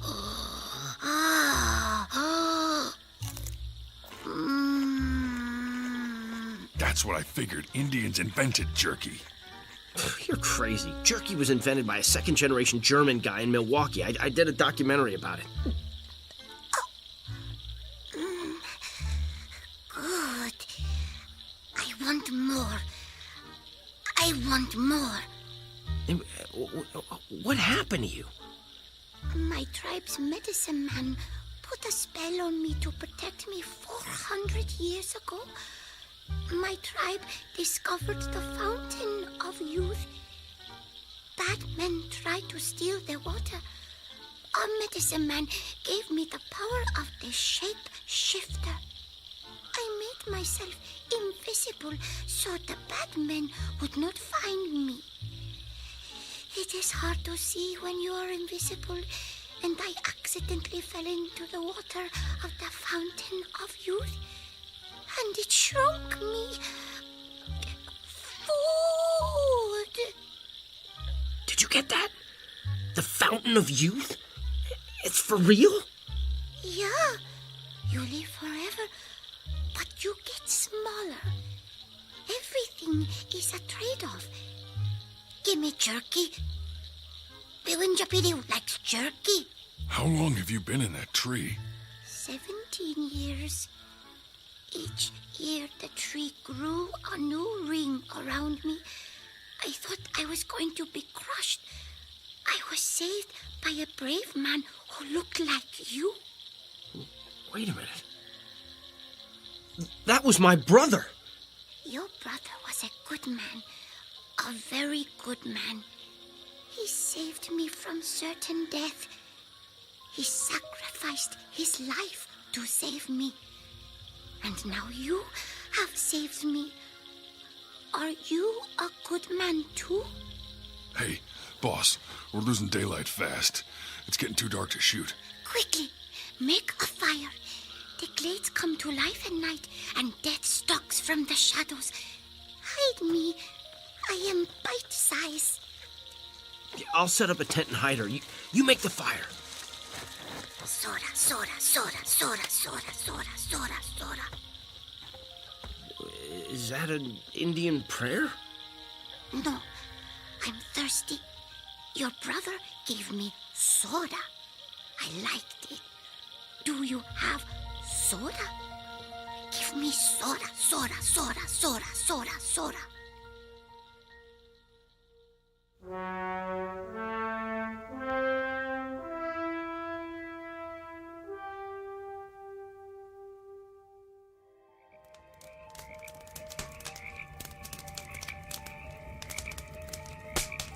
All right. Now we have campfires all around us. We should be safe. This is like sleeping in a zoo at night, except the animals are loose and we're in a cage and can't close the door. How did she survive out here? Well, the Lone Ranger always asks Tonto what to do. Indians always seem to have a sense of how to get in touch with nature. But she's dead asleep. She's full of jerky and soda. I don't think she's going to be in touch with anything tonight. Maybe we better put her between us to keep her safe. Good idea. Good night. Good night.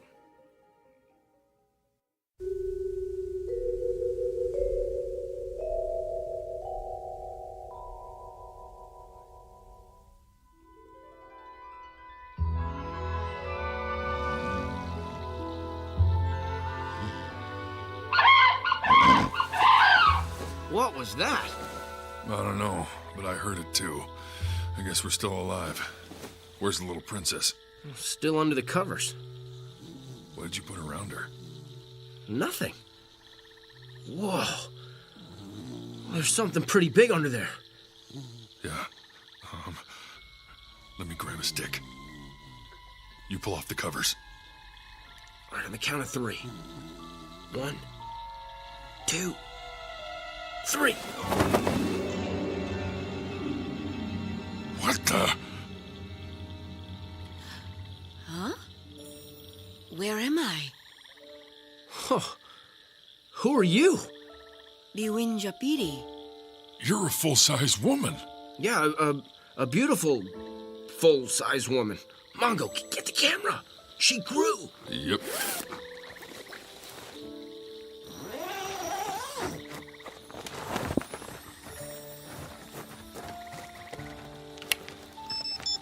Let me stand next to her. Am I in frame? Okay. This is the 2-inch tall woman we filmed last night. Now she is taller than me. Wait. How do we know you aren't someone else? I still have his shoelace. Yeah, it's not good enough. Like, you could have mugged the little princess and took it. Okay, wait a minute. All right, I've been careful not to mention my brother's name to you. What is it? Your brother's name was Eugene. That's right. God, this is insane. You grew to 6 foot overnight? Are you going to continue to grow? No. Each time I emerge from hibernation, I rehydrate, and I always grow back to the same size I was before I was enchanted. Then what? Then a member of my tribe arrives to equip me for my journey, during which I pay respects to all my ancestors. Look! Charlie! Charlie! Oh, Charlie! Now what? What is that? I think it's one of those airboat things. Yeah, well, it's heading right toward us. Hello, princess! Film this. He's wearing a Hawaiian shirt. Film it! Looks like he just came from a Jimmy Buffett concert. Welcome! Are you a visitor from the past? No, I'm Charlie. I see you found Boinjipidi. Charlie, did you bring my talisman? Yeah. And I brought some carry-out from Pirate's Lair. Hey, big guy. Charlene is sweet on you. I know. She gave me a map. She also gave you a lobster sandwich and some calamari. Me, she charges. You get it free, big guy. Here. Who are you, and why are you here? I told you, my name is Charlie. There's not much work for Indians, so I make deliveries for Pirate's Lair because I know the glades. Yeah, I gotta go. Charlene, keep me on a short rope. Hey, wait, come back! What is going on here?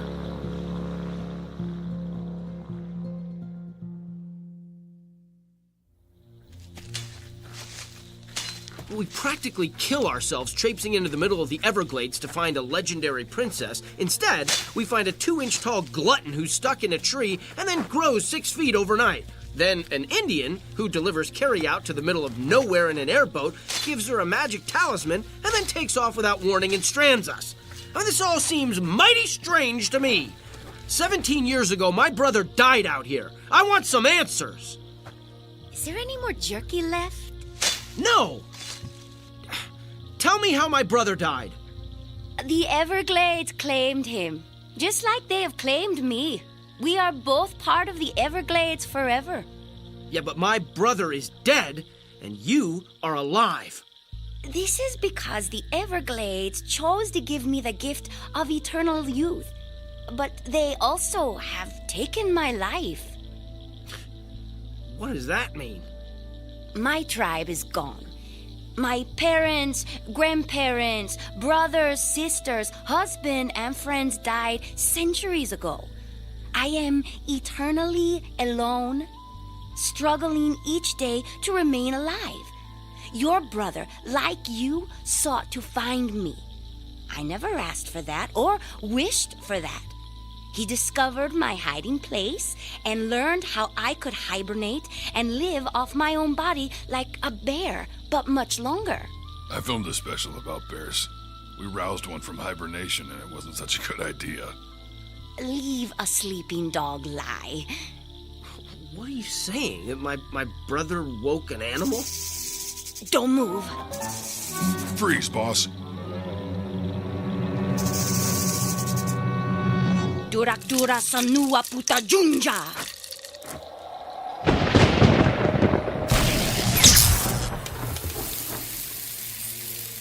Whoa. That's something National Geographic won't believe.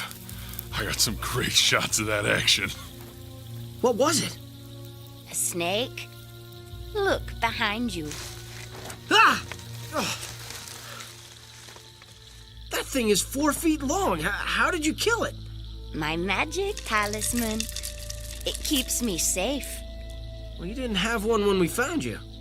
Just before I hibernate, my body absorbs the chemicals from the talisman to keep me alive.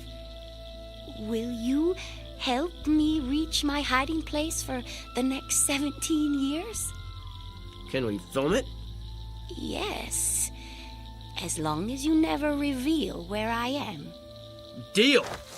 Let's go.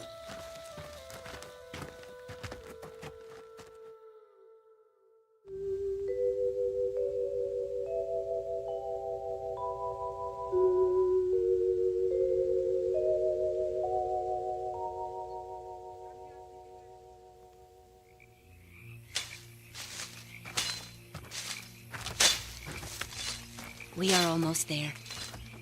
But it is too dangerous to travel at night. We should camp here. All right. I'll pitch the tent. You two find firewood. And be careful. She's got the talisman. We'll be fine. You be careful.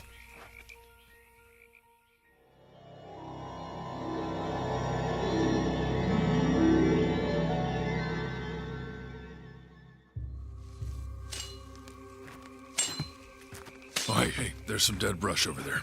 That'd be good for starting a fire. What did you think when you first saw us?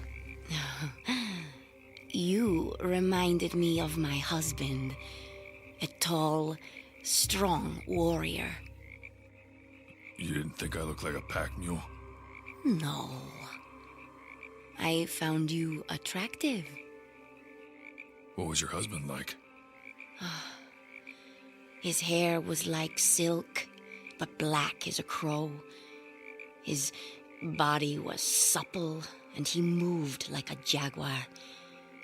His eyes were soft and warm, and when I looked into them, I found him irresistible. Wow. I wish I had eyes like that. Look into my eyes. Huh? I see. Irresistible beauty. And a beautiful, soft, mossy clearing. Close your eyes and turn around. Now open them. What do you see? A beautiful, soft, mossy clearing where the dry brush was. How did you do that? This is my home, and it is my time. Come lay down with me. What? Tonight, it is 17 years since I walked the earth. But tonight, it is also 400 years since I kissed my husband. Please mate with me. Oh boy. Okay.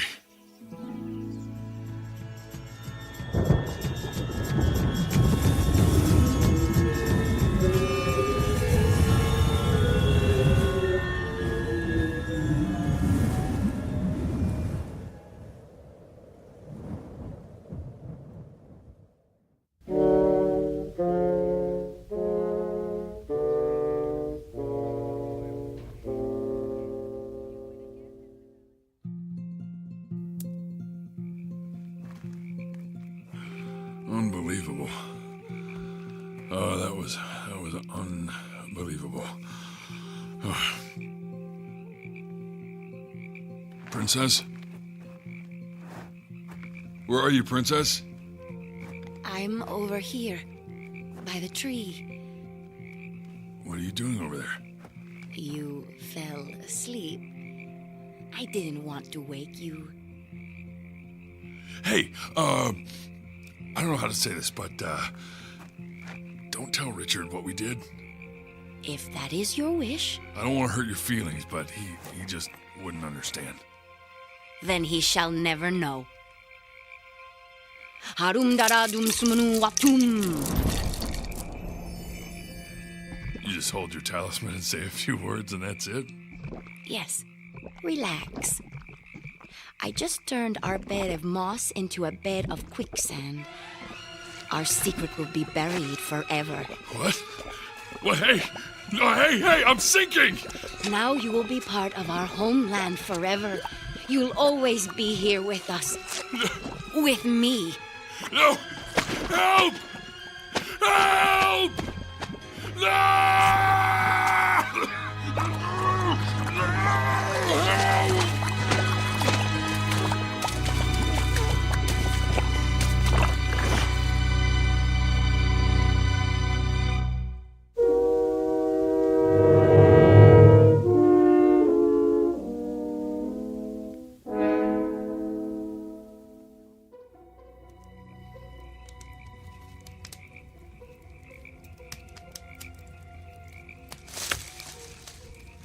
Who's there? Who's there? Biwinja Biri. Where's Mongo? Mungo drowned in quicksand. What? Nature claimed him. What? Couldn't you help him? I tried, but there was nothing I could do. Well, now what? You and I become the pack mules and continue our journey. He would not have wanted us to quit. He knows how important this is to both of us. I must honor my ancestors. You must complete your documentary and dedicate it to your brother and your friend. Put out the fire. Let us travel to my hiding place right now. A canoe is hidden close by for our journey.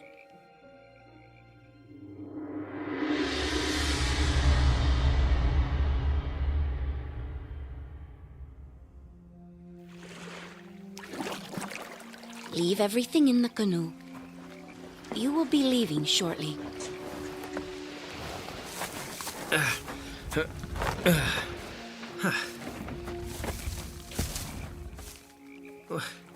You don't want to keep anything here with you? You have given me everything I need. Ah! What's wrong? My shoulders are cramping. You must have paddled too much. Turn around. Let me massage your shoulders.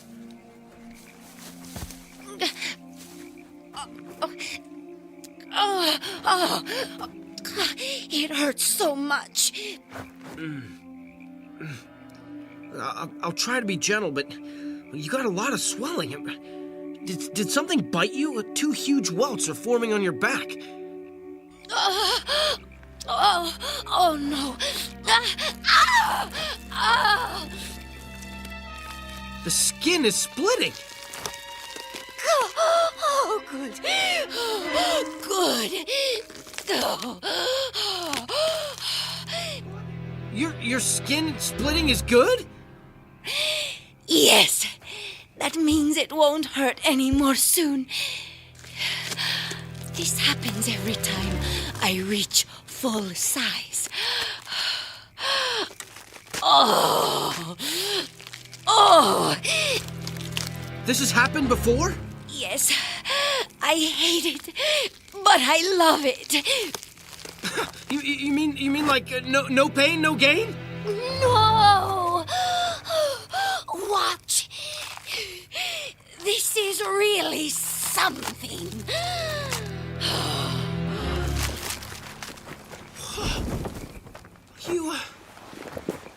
You grew wings. Yes. Yes. Aren't they beautiful? Yes, absolutely. It's one of the most amazing things I've ever seen. I'm so glad we had moonlight, so you could see everything.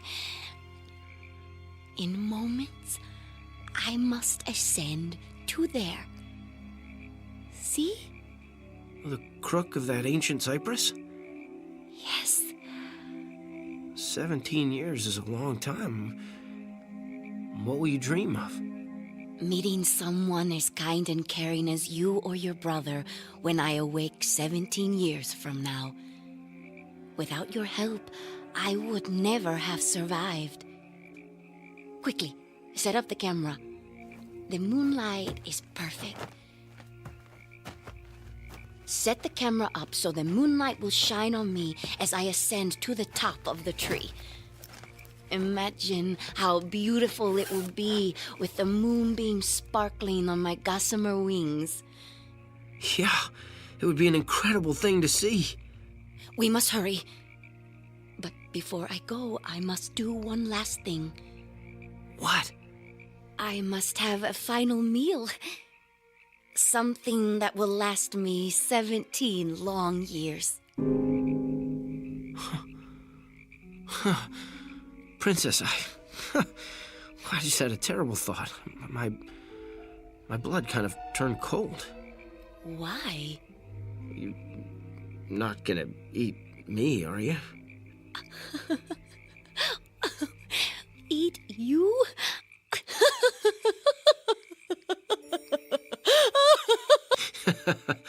This is a pretty far-fetched idea, huh?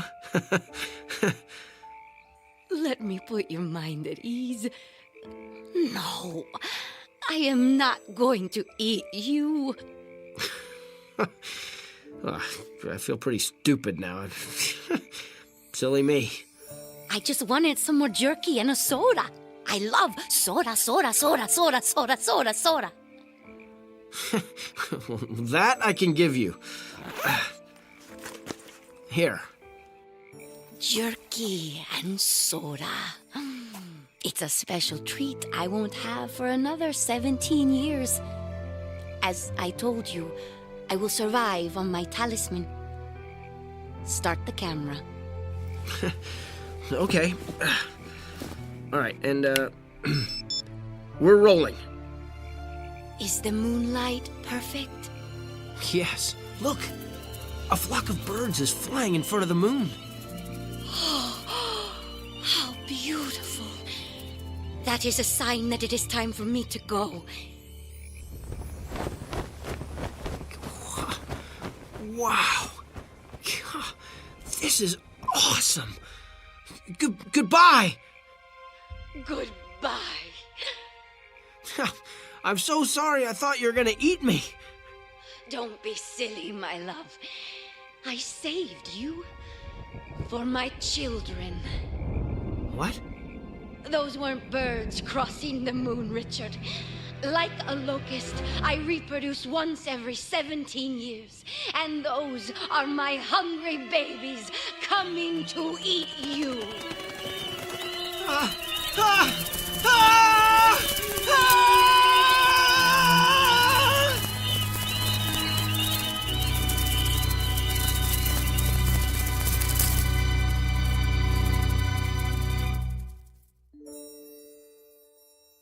When tourists visit the Everglades, they see signs that read, "Don't feed the animals," and they laugh as they recall disasters they have witnessed in the movies. They can't imagine something like that happening in the real world to real people like them. But like all clever predators, Mother Nature is very patient and has a special way of protecting what is hers. And every once in a while, tourists take a step or two off the beaten path and go beyond the boundaries of nature to discover something new and different. So if you do visit the Everglades and see a sign that says, "Don't feed the animals," heed its warning, because Mother Nature always encourages her pets to bite the hand that feeds them. In the Twilight Zone.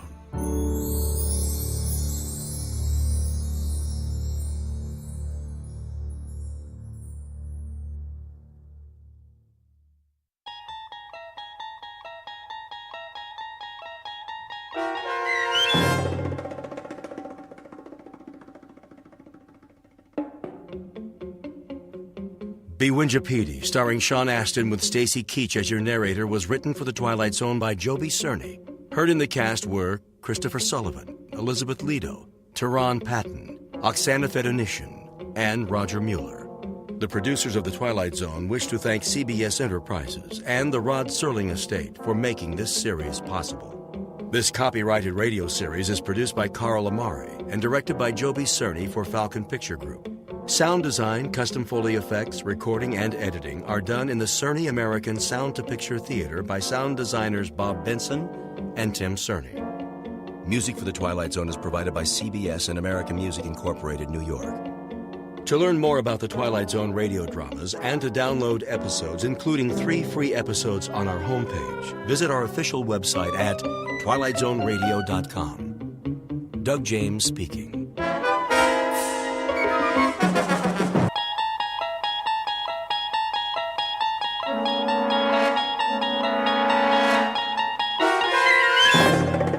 You unlock this door with the key of imagination. Beyond it is another dimension, a dimension of sound, a dimension of sight, a dimension of mind. You're moving into a land of both shadow and substance, of things and ideas. You've just crossed over into the Twilight Zone.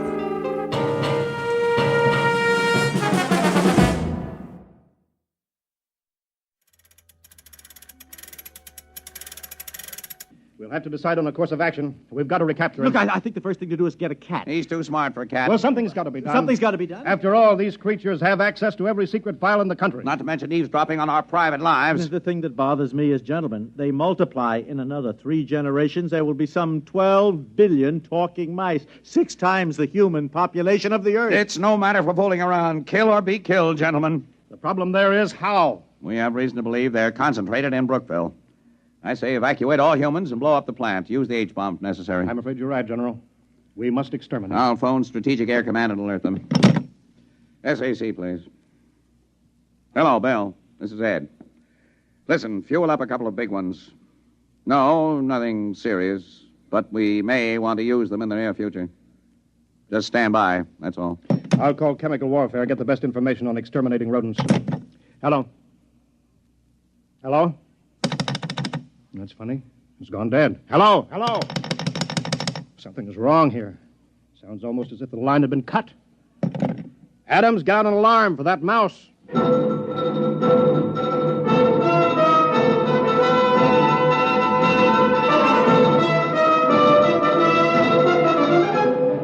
Well, that was only the beginning, of course. Things began to happen pretty fast right after that. You bet your sweet satchel they did. Well, Adams? Yeah, I've been talking to Edgar. The FBI has located several hundred field mice, all of them non-talking. No trace of a mouse corresponding to our description of George. I see. Team of Secret Servicemen been combing the Pentagon and the White House. We've got 1,500 traps baited with imported provolone in the Senate chambers alone. So far, no luck. And what about cats? The American feline fanciers have volunteered 100 Mausers. Oh, good, good. Any more telephone wires cut? I'm afraid so, Chief, yes. He managed to gnaw through the private wire from the president's suite to the Pentagon. Oh, I see. Well, got it spliced. What about the top-secret file on that new chemical warfare agent? Is there any trace of that? They found the file, but he managed to chew out the key symbols. I'm afraid it's useless. Well, keep tracking him down. Yes, Sooner sir. or later, we'll get him. Yes, sir. Only one thing, Well, sir. what's that? I hate to mention it, really. Well, go on, man. Well, sir, the damage has appeared in such widespread places recently. Well, go on. Well, there must be more than just George. In fact, we're afraid he has reinforcements right here in Washington. But that's impossible. How? I don't know how, sir, unless... Unless what? Unless... Well, it seems, sir, that there were a couple of female white mice from the National Research Lab. You mean? Yes, sir. I'm afraid so, sir.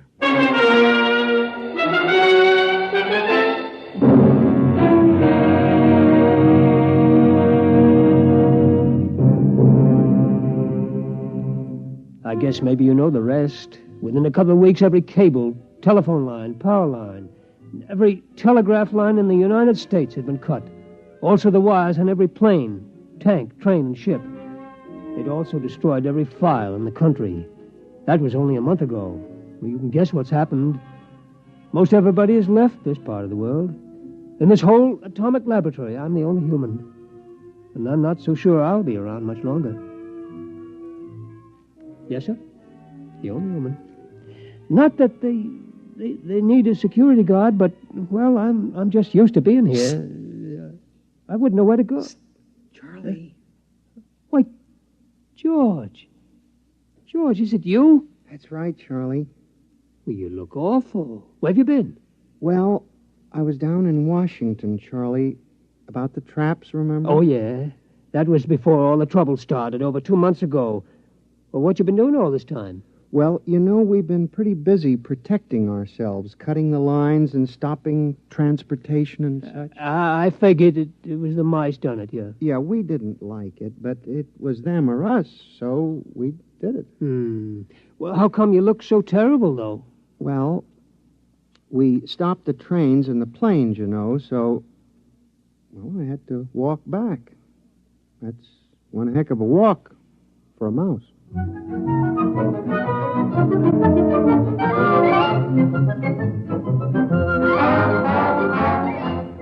Like I said, this is about George.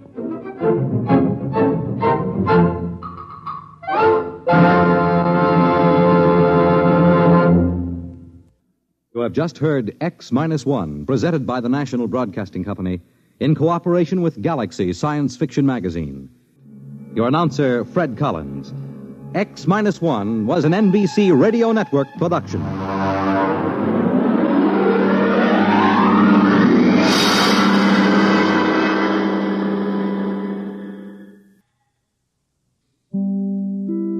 In just a moment, X-1. But first, when you hear the hearty laugh and familiar voice of the great Gildersleeve tomorrow night, you know you're in for some hilarious adventures. Because whenever Gildy is around, somehow things never seem to go as planned. It might be his impulsive nature, or maybe it's his incurable weakness for the fairest sex, but whatever it is, the great Gildersleeve is bound to keep you laughing for a full 25 minutes. Tune in tomorrow night and meet Judge Hooker, Nephew Leroy, Housekeeper Bertie, and all the rest of the friendly people from Summerfield as they join the great Gildersleeve. Now stay tuned for X-1 on NBC. Countdown for blast-off.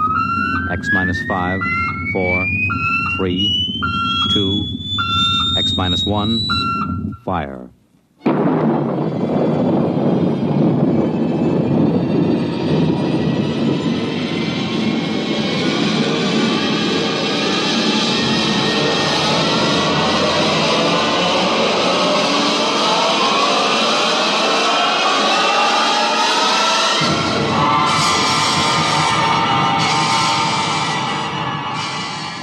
From the far horizons of the unknown come transcribed tales of new dimensions in time and space. These are stories of the future, adventures in which you'll live in a million could-be years on 1,000 maybe worlds.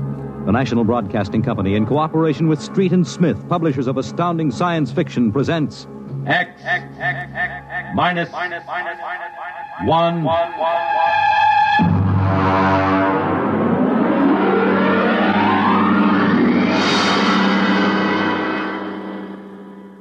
Tonight's story, Time and Time Again, by H. Beam Piper.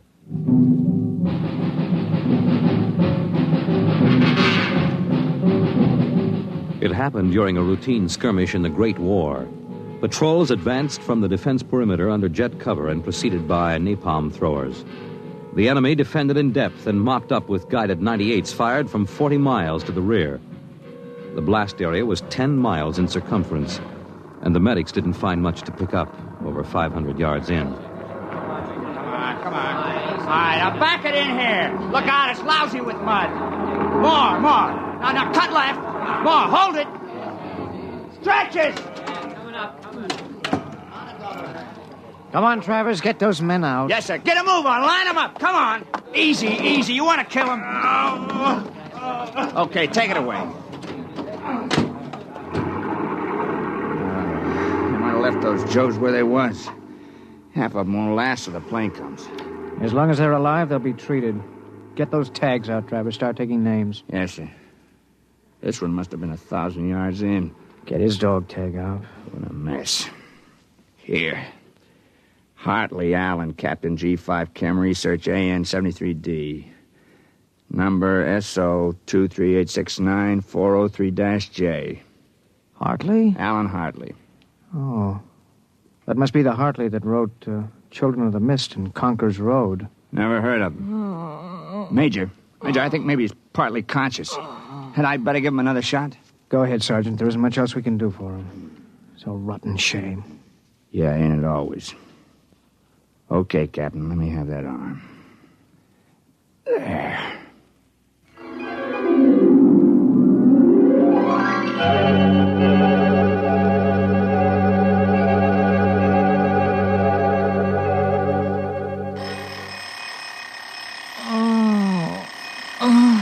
Alan! Alan! Oh, God. Down. Get up, Alan. Can't stay in bed all day. I remember that. Clear as if it were real. Up and at him. Hit the deck. Remarkably vivid. It's strange. Alan, are you all right? I'm all right. What's wrong with my voice?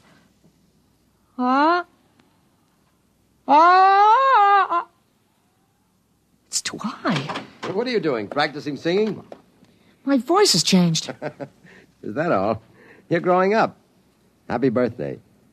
Happy birthday? Hey, wake up, son. Wake up. I am awake.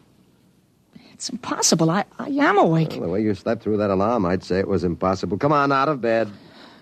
I don't understand. You went to bed at a decent hour. You could wake up the next morning. Come on, son. Breakfast waiting. Out of bed or I'll turn it over. All right. It's a dream. Maybe, but you're wide awake now. I am. I'm awake. Well, half awake anyway. That's the bell at St. Boniface, isn't it? What day is it? Are you kidding? You forget today's your birthday? No, I didn't forget. Neither did I. Here, son. Happy 13th birthday. You won't guess what's in here. A rifle. A light .22 rifle. Oh, now how did you know that? I remembered. Did I spill the beans sometime? No. I could have sworn it would be a surprise. Well, go on. Open it.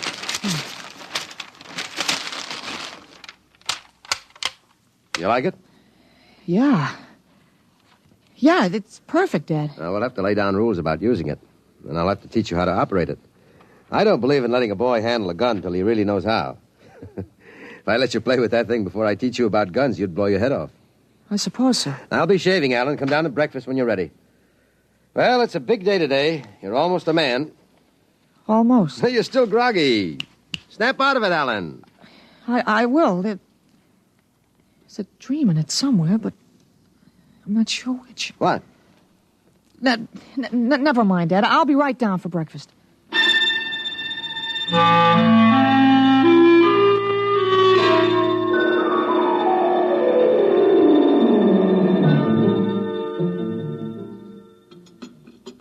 What you going to do today, son?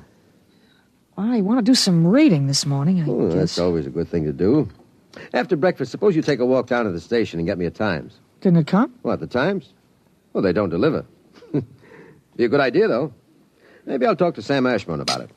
Here's a $50, Alan. Get anything you want for yourself out of the change. Thanks, Dad. Finish your milk before you go. Sure, Dad. Thanks for the money. You're big enough to handle it now.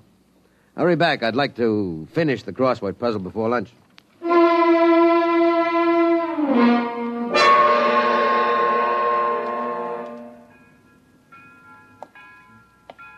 Here you are, Alan. 1 Times.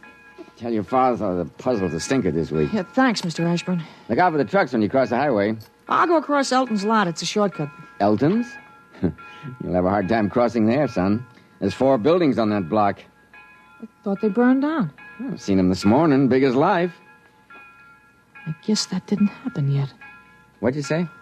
Nothing, Mr. Ashburn. I was just muttering. My days, youngsters talked up. Yes, sir. Bye, Mr. Ashburn.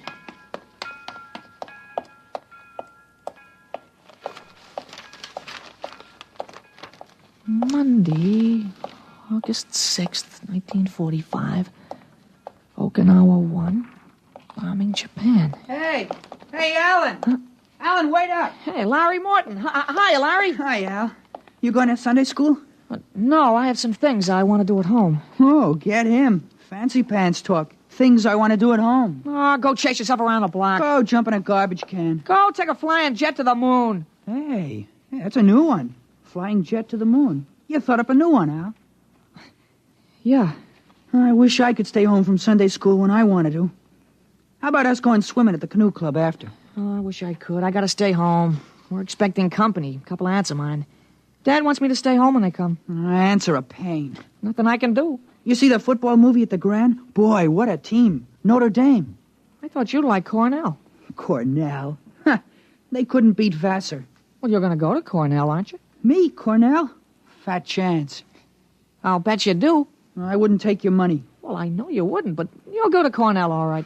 Cornell. Far above Cayuga's waters, there's an awful smell. Just the same, you'll go to Cornell. Larry, I gotta go. Well, so long, Al. I'll see you. So long, Larry. See you.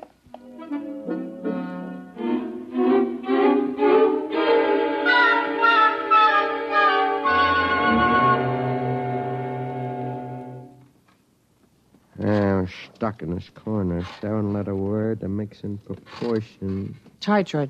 Huh? Titrate? T-I? It fits. Now, how did you know that, Alan? That? I read it somewhere, I guess. Oh. What you reading now? Tarzan again? No, not Tarzan. It's refreshing to see you with a book. Sometimes I think I ought to forbid comic books in the house. Yeah, they must be raising the devil with those bombing raids in Japan. How long do you think the war in Japan will last, Dad? Oh? I'd say to the middle of 1946. They'll have to invade those islands foot by foot. I don't think so, Dad. I wouldn't be surprised if the war was over very suddenly. How, by magic? There isn't a thing on earth will make those Japanese surrender. You expect somebody to make a pass and it'll be all over by this afternoon? Something like that. I wish you could. A lot of boys dead in the invasion of Japan. Mr. Hartley, excuse me, please. Oh, hello, Mr. Gutchell. That's Frank Gutchell, Dad? That's right. Excuse me. I didn't mean to disturb you, Mr. Hartley. It's all right. Lovely day, isn't it, Mr. Gutchell? Mr. Hartley, the Lord's Day is always beautiful. Of course, Mr. Gutchell. Mr. Hartley, I wonder if you could lend me a gun and some bullets. My little dog's been hurt, and it's been suffering something terrible. Oh, that's too bad. I want a gun to put the poor thing out of its pain. Of course. How would a 20-gauge shotgun do?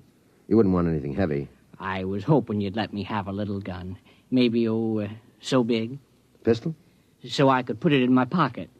It wouldn't look right to carry a hunting gun on the Lord's Day. And people wouldn't understand that it was for a work of mercy. Of course, I understand. You're a very religious man. The whole world is evil, Mr. Hartley. Yeah, sometimes it certainly looks like it. Well, I have a Colt 38 Special from the auxiliary police outfit. Well, that's fine. You've got to bring it right back, Mr. Gutchell. I might be called out. Now, you'll have to promise to get it right back. Dad, wait a minute. I just remembered. Remembered what? Well, aren't there some cartridges left for the Luger? Then you wouldn't be without the Colt. That's right. I have got a German automatic I could let you have. That way I wouldn't get stuck. You'd have to return it promptly, though. Oh, wait, Dad, I'll get it. I know where the cartridges Be are. careful, son. Well, Mr. Gutchell, it sure turned out nice after all that.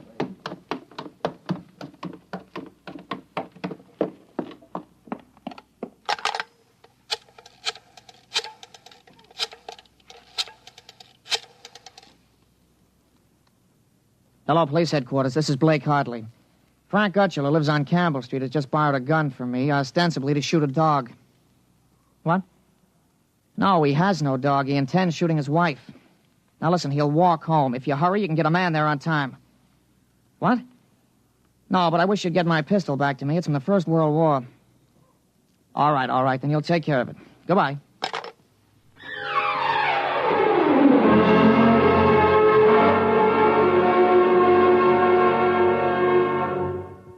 There you are. What kept you, Alan? Well, I couldn't find the cartridges at first.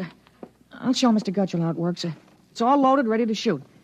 This is the safety. Just push it forward and up. There are 8 shots in it. Did you load the chamber, Ellen? Sure, it's on safe now. You understand how it works, Mr. Gutchell? Oh, yes, I understand. Thank you, Mr. Hartley. Thank you, Sonny. Goodbye. Goodbye, Mr. Gutchell. Return the gun when you're done. Yes, I'll be done with it soon. Goodbye. Alan, you shouldn't have loaded that gun. I guess it's all over now. I had to keep you from fooling with it. I Didn't want you to see I took out the firing pin. You what? Gutschel didn't want that gun to shoot a dog. He's a fanatic. He sees visions, hears voices. The voices probably put him up to this. Well, I'll submit that any man who holds intimate conversations with disembodied spirits isn't to be trusted with a gun. What are you talking about? While I was at it, I called the police upstairs. I put a handkerchief over my mouth and told them I was you. You? Well, why did you have to do that? I couldn't have told them this is little Alan Hartley, 13 years old. And suppose he really wants to shoot a dog. What kind of a mess will I be in then? No mess. If I'm wrong, which I'm not, I'll take the rap for it. Dumb kid trick, you know. But if I'm right, you'll have to front for me. They give me a lot of cheap boy hero publicity, which I don't want. This is crazy, Alan. This is absolutely crazy. Maybe. We'll have the complete returns in 20 minutes.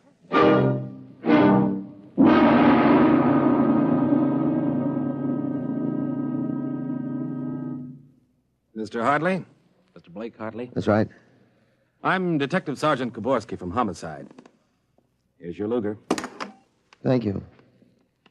I don't know how you spotted that guy, but when we busted in, he was pointing that gun at his wife and swearing a blue streak because it wouldn't go off. I'm glad I was able to help. You know, they may even have some kind of a citation for you, Mr. Hartley. I don't think that's necessary. In the department, we figure a little publicity never hurt nobody. Even a lawyer, huh? I really would prefer it if it were kept quiet. Well, whatever you say. We'll want you to drop around in the morning for a statement. I'll be glad to. Well, goodbye. Goodbye, Sonny. Goodbye, Sergeant. Why don't you take the citation, Dad? Well, you were right. You saved that woman's life. Now, let's see you put back the firing pin. Sure. Here. All right, Alan. Suppose we have a little talk. But I explained everything. You did not. Yesterday, you wouldn't even have known how to take this pistol apart. Today, you've been using language and expressing ideas that are outside of everything you've ever known before. Now,